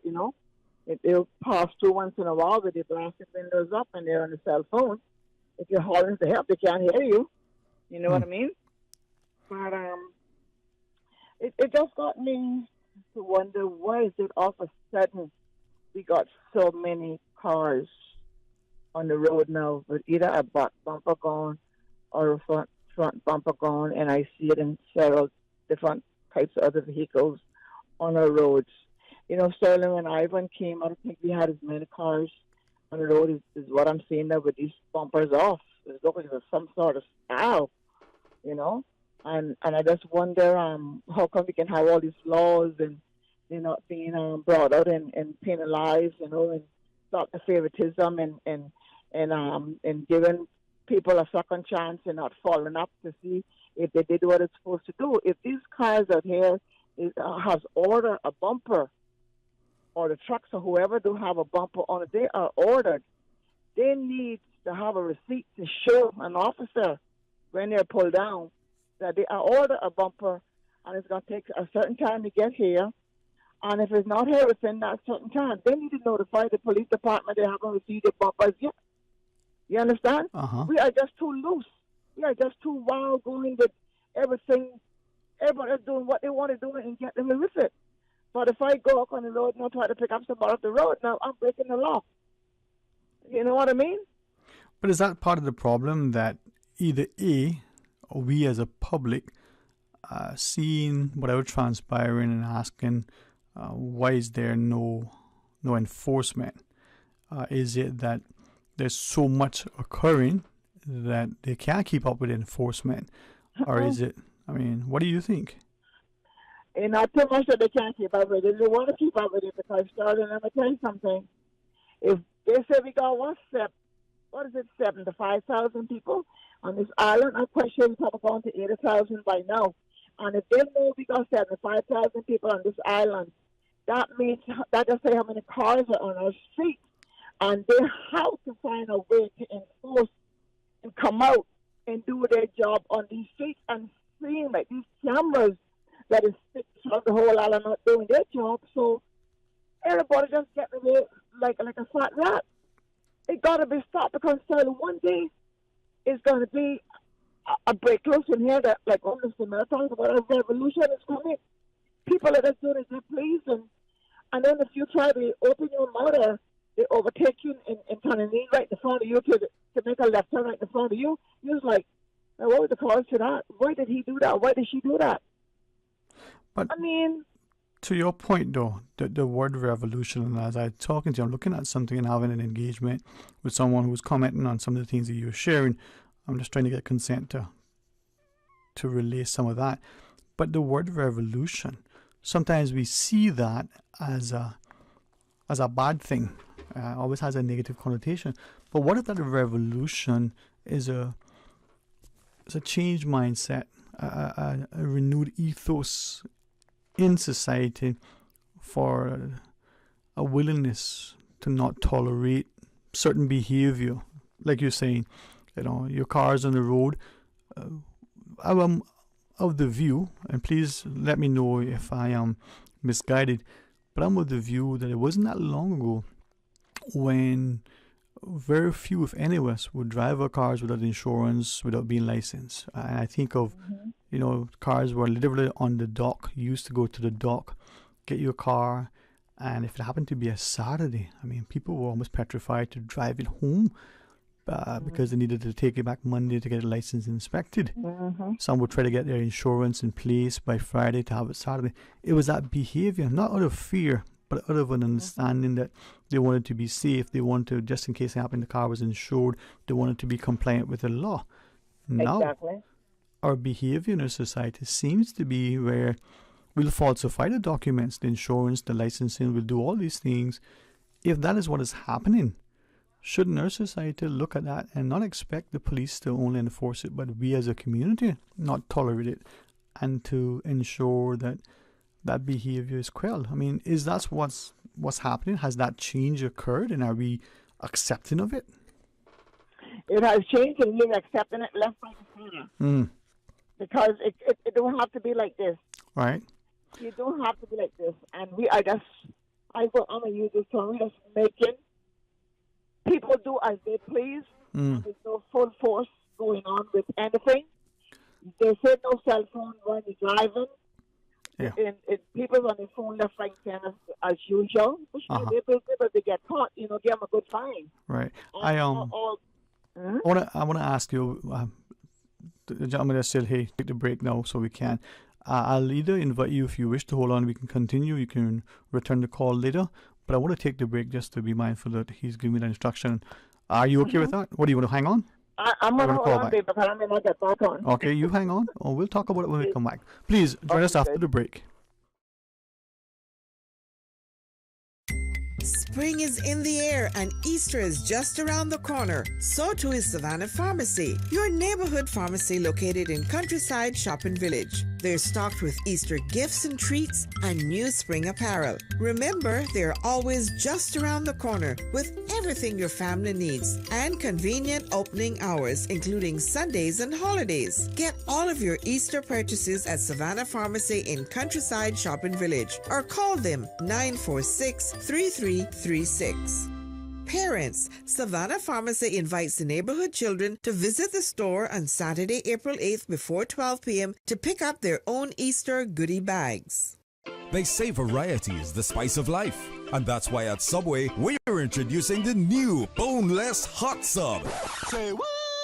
The premium sub brings new ingredients like spicy breaded boneless chicken, French's crispy fried onions, and buffalo wing sauce, bringing a zesty and flavorful experience with every bite. Add some of your favorite veggies, cheese, and ranch sauce of your choice of freshly baked bread for the ultimate boneless hot sub. For a little spice in your life, try the new boneless hot sub from Subway. So good and tasty. And make it a meal with a drink and chips or cookies. Subway. Eat fresh. For medical lab services in Cayman, go straight to MedLab. For a full range of medical services, pleasant, clean and comfortable environment, no long lines and affordable fees, visit MedLab at the Smith Road Plaza. Open Monday to Friday, 8:30 a.m. to 5 p.m. and half day on Saturdays. Call 949-7331 to make your appointment. For medical lab services in Cayman, MedLab. The MedLab team would like to wish the community a very happy Easter and remind you to be safe while camping. If it's time for new appliances, hop on into the LG Appliance Easter Sale, now on at Brand Source Home Gallery. Save 15% off on LG appliances. Buy a 4-piece kitchen and you'll get a further 5% off. Yes, if you have older appliances that have seen better days, don't wait. Take advantage now of the LG Appliance Easter Sale. Hurry in. Sale ends Saturday, April 15th. Brand Source Home Gallery on Dorsey Drive, Industrial Park. Phone 623-5000. Hello, Cayman. I am the reigning Miss Teen Cayman Islands, Brianna Livingston. It's that time again when girls ages 15 to 18 will have the opportunity to be Miss Teen Cayman Islands 2023 to 2024 and a Cayman Islands Youth Ambassador. It is a life-changing experience and an opportunity you won't regret. For more information and your application, visit the Miss Teen Cayman Islands Facebook and Instagram pages. Hurry now! The deadline for entry is March 31st, 2023. The application deadline has been extended to April 5th. Talk today. But I do have some questions. Talk today. Cayman Islands' foremost listeners' participation program. Talk today. Because there are more questions than answers. What the public is saying. Waiting to take your calls right now. Sterling Dwayne Ebanks. Hey, good afternoon. Welcome back. And thank you so much for hanging on. And we do have another caller joining us, but you were so gracious. So thank you, Ma. You were sharing. Yes, where did you stop off? I think you were asking a question, or you said someone had You were saying something. Yeah. Well, I certainly wanted to hear more from you, but we were sharing about the behavior that is seemingly becoming the norm in our society relative to people driving with a license and insurance, people driving vehicles that seemingly missing, parts and the like. Yeah, yes, and Sterling, it's just crazy out here, and it's like nothing is being done. It's like nothing being done, And Sterling, we got the lawn people on the road with their towing their what do you call it? The trailers and stuff. Trailers behind them. Mm-hmm.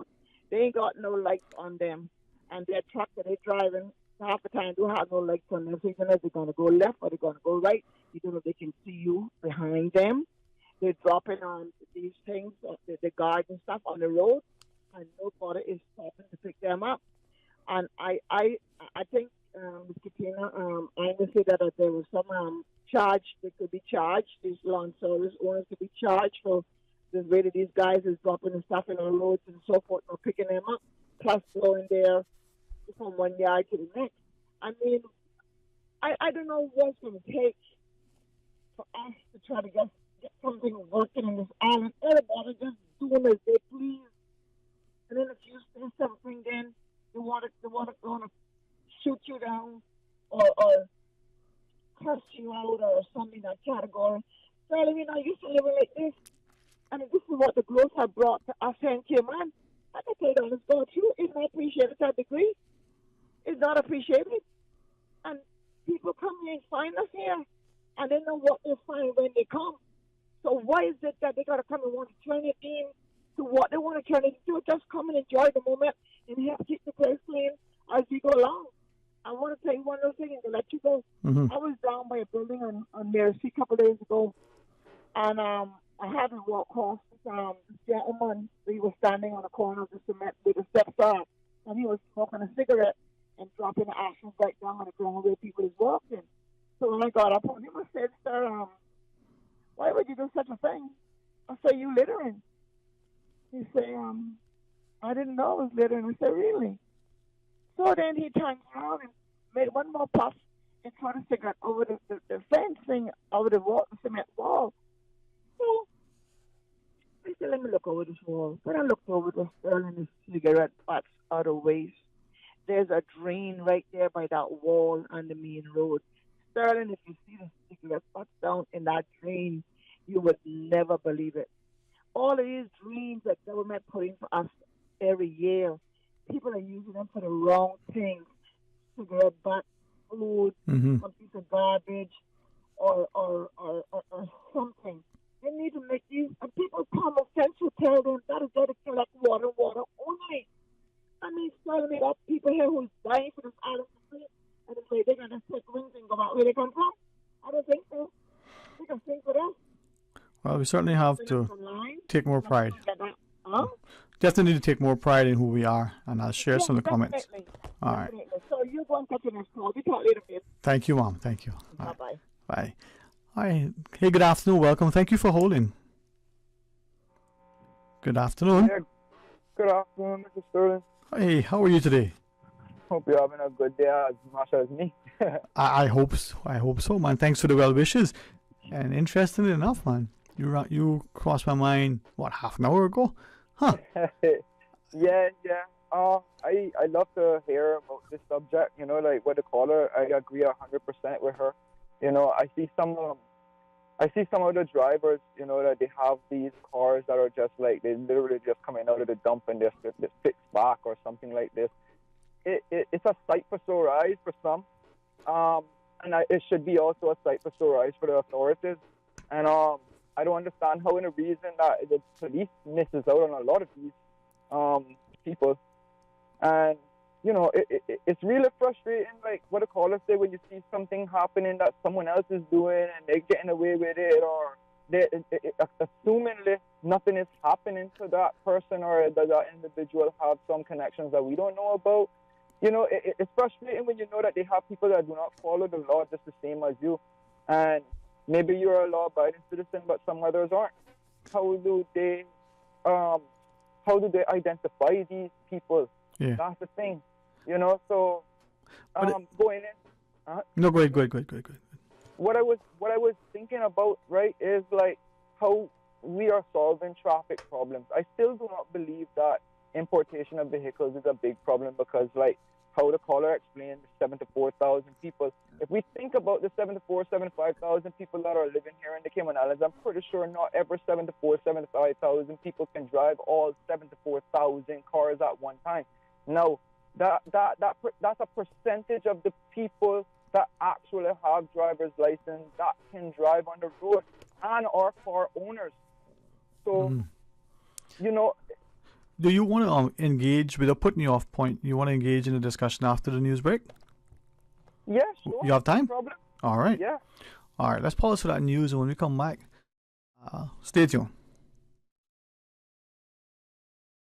You are listening to Radio Cayman, the voice of the Cayman Islands. Today's biggest news. Radio Cayman, your voice, your choice. Local, regional, international. This is headlines from Radio Cayman's newsroom. Today's biggest news. Brought to you by Tropical Plaza on Smith Road. With your latest headlines, I'm Felicia Rankin-Solins.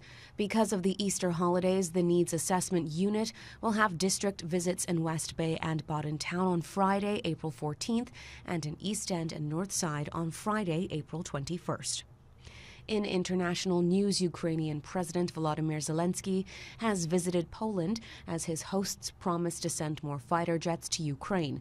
Poland's president said he would send Poland's remaining fleet of MiG-29 jets if there is still such a need. Mr. Zelensky thanked the country for its support against Russia's invasion. It came as Russian President Vladimir Putin accused Western intelligence services of being involved in terror attacks on Russia. At least 4 young children have been killed by a man wielding a hatchet in a kindergarten in the city of Blumenau in southern Brazil, local officials say. Another 4 children were injured by the 25-year-old man on Wednesday. At least one of them is reportedly in a serious condition. Police told local media that the attacker had surrendered and was in police custody. In a statement, military police said that the assailant had handed himself in at one of their stations in the town. These are your headlines. I'm Felicia Rankin-Solins. Today's biggest news. Radio Cayman, your voice, your choice. Local, regional, international. This is headlines from Radio Cayman's newsroom. Today's biggest news. Brought to you by Tropical Plaza on Smith Road. Ultra Lounge and Grill in Tropical Plaza on Smith Road. Party time, anytime. Dine in, happy hour, whether you're vibing, liming, or partying. Ultra Lounge and Grill. Let loose, cause it's always a fete at Ultra Lounge. Call 322-4759 or email ultralounge345@gmail.com to book your next party. Ultra Lounge and Grill, Tropical Plaza on Smith Road. Things come up. That's life. But it doesn't mean I can't show up. From a runny nose, stubbed toes, to earache woes, headaches, backaches, and tummy aches. When things come up, Best Health Pharmacy over-the-counter solutions get you back in the game. Best Health Pharmacy, located at Crown Square Plaza on Eastern Avenue, across from Edie's Decor. Best Health Pharmacy, your health, your convenience is their priority. Best Health Pharmacy also offers free prescription delivery anywhere in Georgetown and West Bay. Call 949-1301 or WhatsApp your prescription to 924-5358. Talk today. But I do have some questions. Talk today. Cayman Islands' foremost listeners participation program. Talk today. Because there are more questions than answers. What the public is saying. Waiting to take your calls right now. Sterling Dwayne Ebanks.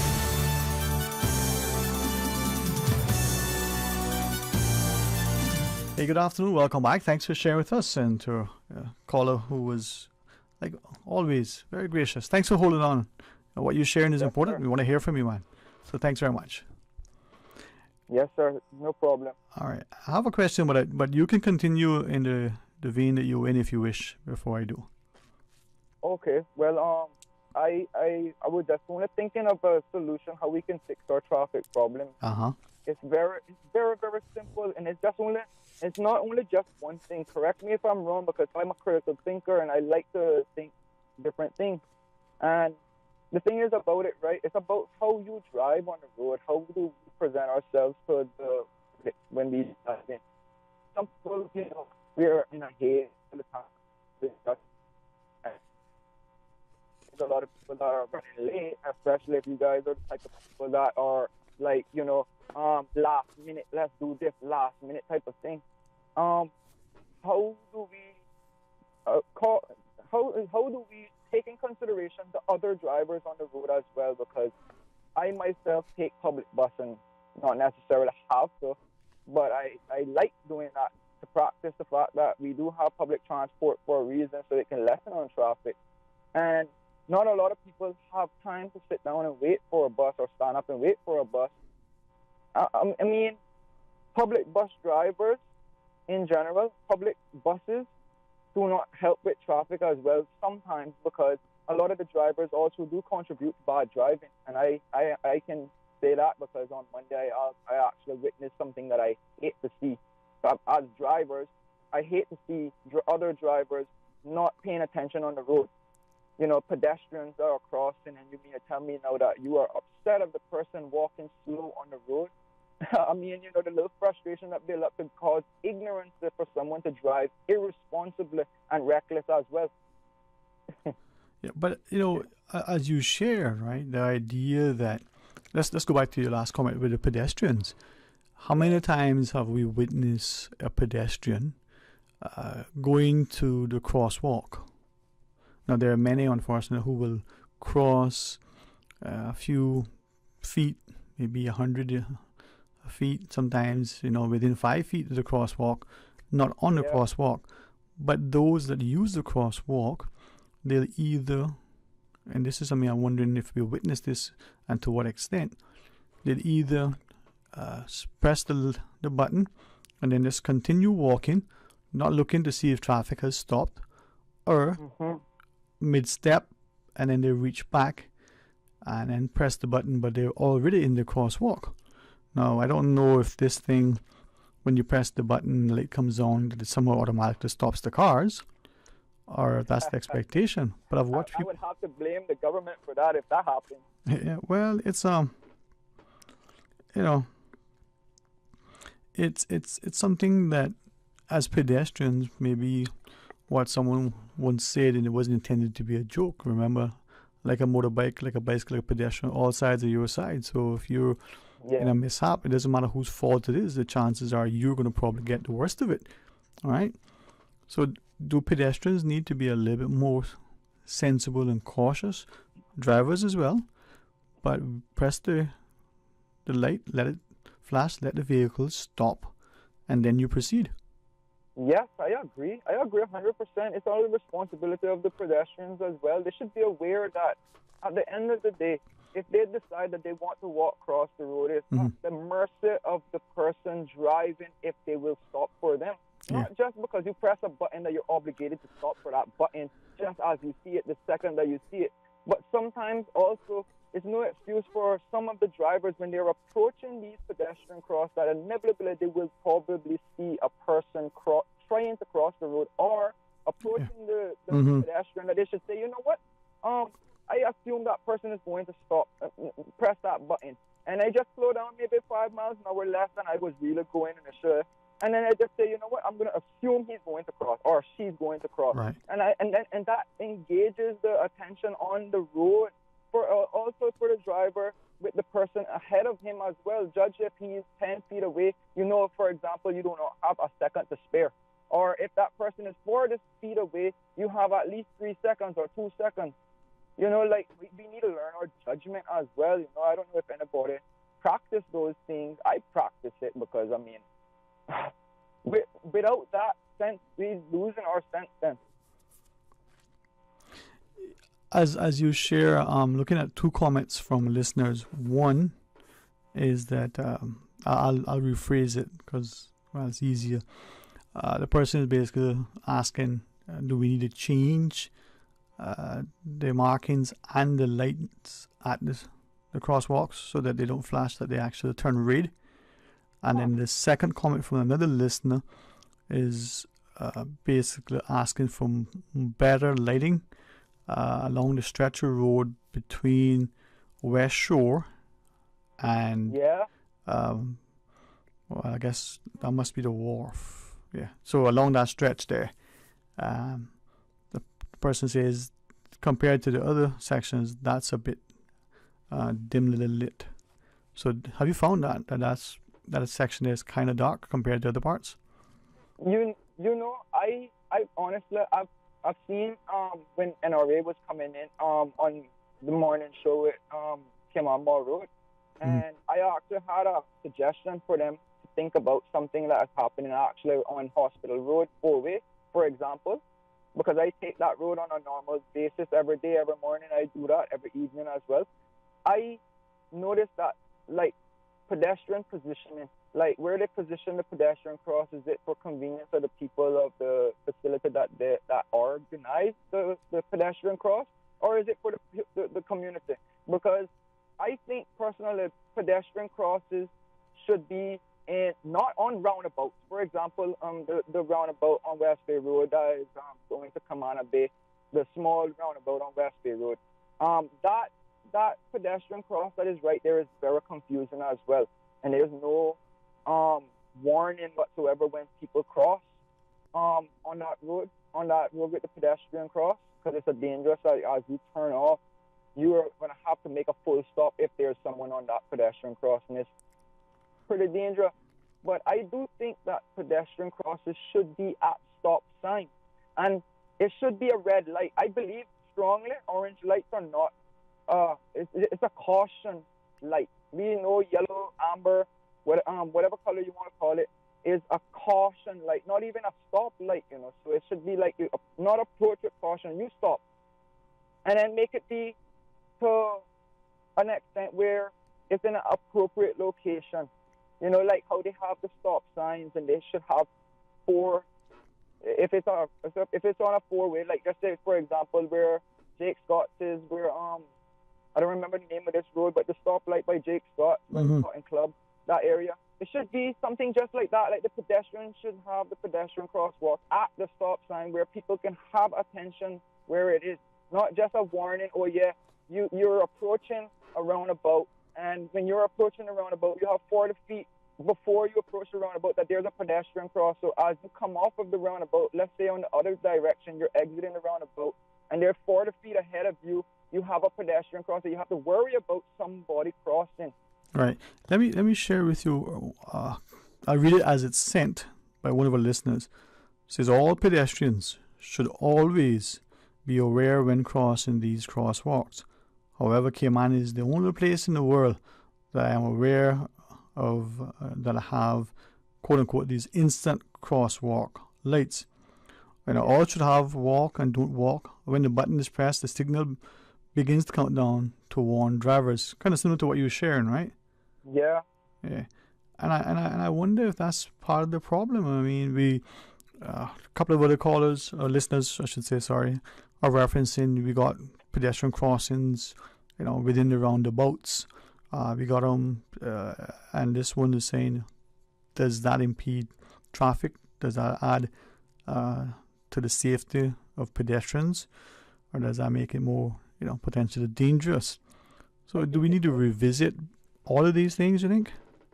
You know, I also think about the traffic flow if we had less roundabouts. The confusion that happens with roundabouts, I think that bypasses are being abused by their name. We don't have highways anymore. I mean, not that we did have highways. They're not considered highways, in my opinion, when they have roundabouts, because that's just only obstructing traffic. Whenever a person is on the roundabout, they want to make a U-turn. Here we go. Now we have to stop because this person is on the roundabout, which will back up traffic behind that. And then just by the few seconds delay that some particular person might have on the decision if they should stop or not, then it will result in a problem. So then what are they doing to enforce that we are using these roundabouts properly? I do not see a traffic cone that, like in Savannah, I mean in the Red Bay area, all those traffic cones, it could stop accidents, prevent certain accidents, but there's a lot of people that have bad judgment. Let's just say, for example, now the left wheel, you're on a right-hand drive car. The left wheel, you don't know how far the left wheel is, although there is a way how you could tell how far you are by just using your steering wheel. Yeah, a lot of people don't know that, but let's just assume they do not know that. And then when they're taking the corner a little bit too slow, and then bump into something, and then they realize, shoot, I have to take a different adjustment when I come in around these roundabouts.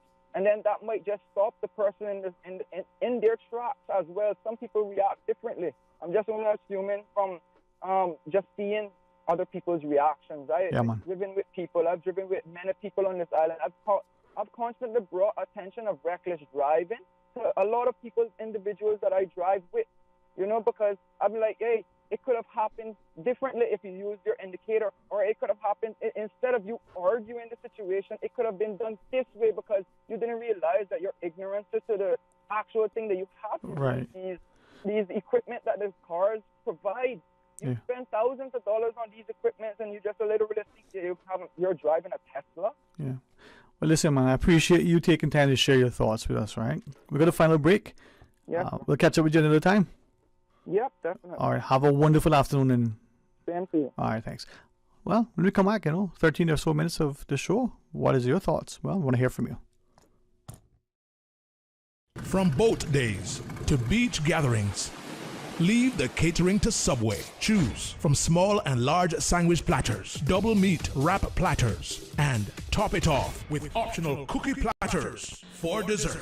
Or ask about our Subway box to go with the option of 6-inch or foot-long sandwich, 1 cookie, and 1 bag of chips. For all occasions and celebrations, let Subway focus on the food so you can focus on the fun. Visit subway.ky for catering options. Subway. Eat fresh. Spring is in the air and Easter is just around the corner. So too is Savannah Pharmacy, your neighborhood pharmacy located in Countryside Shopping Village. They're stocked with Easter gifts and treats and new spring apparel. Remember, they're always just around the corner with everything your family needs and convenient opening hours, including Sundays and holidays. Get all of your Easter purchases at Savannah Pharmacy in Countryside Shopping Village or call them 946-3336. Parents, Savannah Pharmacy invites the neighborhood children to visit the store on Saturday, April 8th before 12 p.m. to pick up their own Easter goodie bags. For medical lab services in Cayman, go straight to MedLab. Blood test, x-ray, and mammogram, all of that is MedLab. Affordable fees and friendly service, a full professional team. MedLab is always comfortable, MedLab is always clean. For medical lab services in Cayman, MedLab. The MedLab team would like to wish the community a very happy Easter and remind you to be safe while camping. The best foundation you can wear is glowing, healthy skin. The offices of dermatologist Dr. Wayne Porter specialize in enhancing your skin's well-being. Whether you're seeking advanced skincare, including any skin cancers, Botox, filler, cosmetic skin enhancements, or simply looking to reduce wrinkles, Dr. Porter offers a full-service dermatology and dermatological surgery practice. For more information, email drporterkman@gmail.com or call 946-9020. That is 946-9020.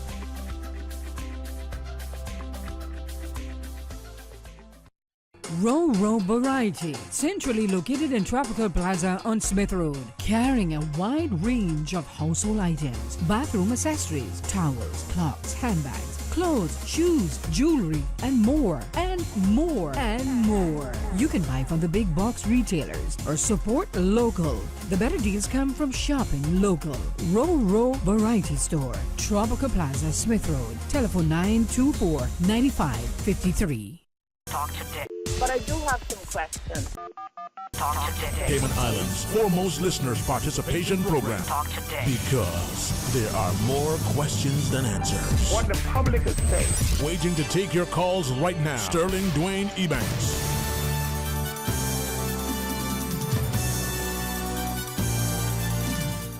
Hey, good afternoon. Welcome and thanks for joining us and to listening to those who are sharing. It is open line.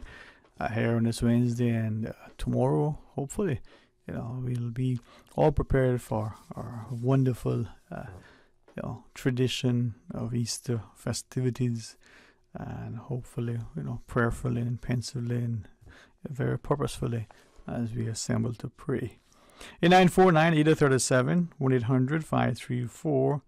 1-800-534-8255, 949-6990, or toll free with the compliments of Flo at 1-800-534-8255. You can WhatsApp 925-3261 if you so choose as well. All right. One of our listeners shared that we listened to the comments from the caller prior to the break. Says the NRA, and in the Cayman context, that's the National Roads Authority, says should be held directly accountable for any accidents that are caused at these crosswalks. Says I use one every day, and without a doubt, if I have an accident, there will be a court case. Because in that sense, and by that, I guess the person is saying, I'll bring a lawsuit. Now, I appreciate the person sharing that context because it's not a comment that I've only heard and read now. Others share the same thing, that even as attentive and careful drivers, that for some reason the pedestrians cross without being careful, not to dismiss the inconsiderate, inattentive, the authorities would even say negligent driving, but then the positioning of these crosswalks in and near roundabouts and in some other places and in the way that they are, although the intent is to give pedestrians more of a safe space to cross, is that in fact the consequence? Maybe, as we look about our roads, we can rethink how we use our roads. A few comments during the break have shared quite simply that the level of driving on our roads have deteriorated. This one reads, it's deplorable. And this other one shared that the behavior is either people who don't know how to drive, perhaps are being misinformed about the proper road code, quote unquote. This one questions whether people actually have a legitimate license. Well, a lot when it comes to our road usage, our road users, and the fact that maybe we're only concerned about ourselves, not sufficient about the consequence of our actions.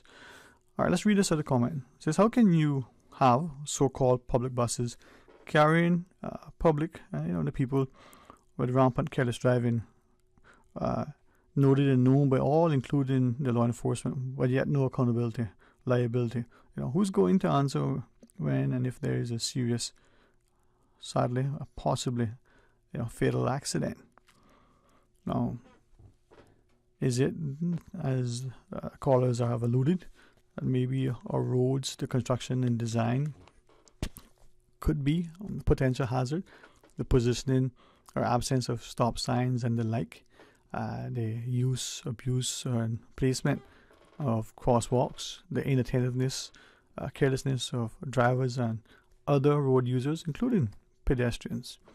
One listener shared, you have bicycles, riding on the crosswalk, bicycles on the sidewalks, pedestrians walking, instead of facing oncoming traffic, walking away. Is that the proper way? This other comment shared that for pedestrians, sometimes there are no sidewalks to walk on, and to cross multiple lanes of traffic may be convenient for that person because of where they want to go, but is it safe and sensible? Well, how do we address it?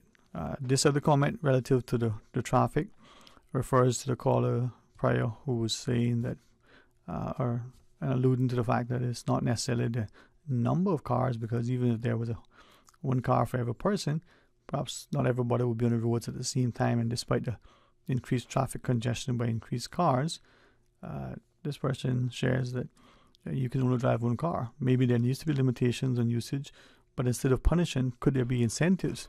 If you drive at a certain time, you have reduced fees, or if you drive at a certain time, maybe you have to pay more. This last person writes, we need to look more increasingly at how we're using our roads and what is the point of it. All right,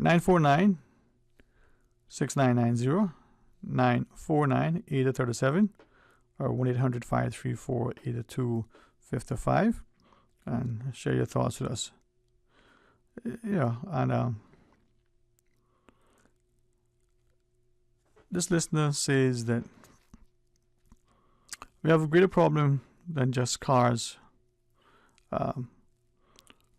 We should, as a population, look at the increased numbers and the changes, and we have all of this around us and other modes of transport that we could have utilized previously. It may not be too late, but it's serious to come to that point. Not only should we look at our ground and underground transportation, but what about means of utilizing the sea and the surrounding airspace? Now, the biggest issue in Ireland is our ways of politics. We continue to vote and tolerate a same old fashioned style of leadership instead of demanding and requiring a level of redemption in our political arena. Our leaders should only get 2 terms in the first instance. This listener speaks to the increased need to maybe consider other modes of possible transport, but also introduces the concept of a term limit for elected officials. That is something that some advocate. Others would say, well, with a relatively small number of people to choose from initially, and then that number even less and less as the willingness of people to stand could even be further restricted. Maybe the term limit should be imposed on the voter as opposed to legislation. But again, in the absence of public discussion and an opportunity for people to freely and fairly share their perspective, maybe we'll discourage voices, and with that silence, perhaps we may not get, ideas, and sometimes even better ideas than what are mooted.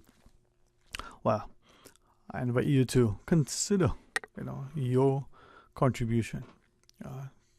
Speak from an informed perspective. Speak from a position of sincerity and genuineness, and a position of humbleness and kindness, and from a desire to genuinely do the very best that you can possibly do.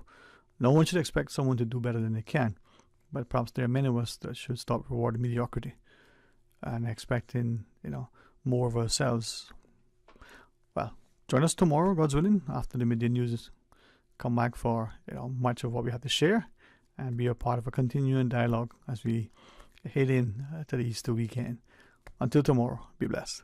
Talk Today is brought to you by Subway, open 24 hours in Countryside, Anderson Square in Georgetown, and Centennial Towers in West Bay. And by the Ministry of District Administration, Tourism and Transport. Explore your history, explore your land, explore your sister islands. MedLab in Smith Road Plaza, your complete medical laboratory solution. Call 949-7331. And Savannah Pharmacy in Countryside Shopping Village, convenient opening hours including Sundays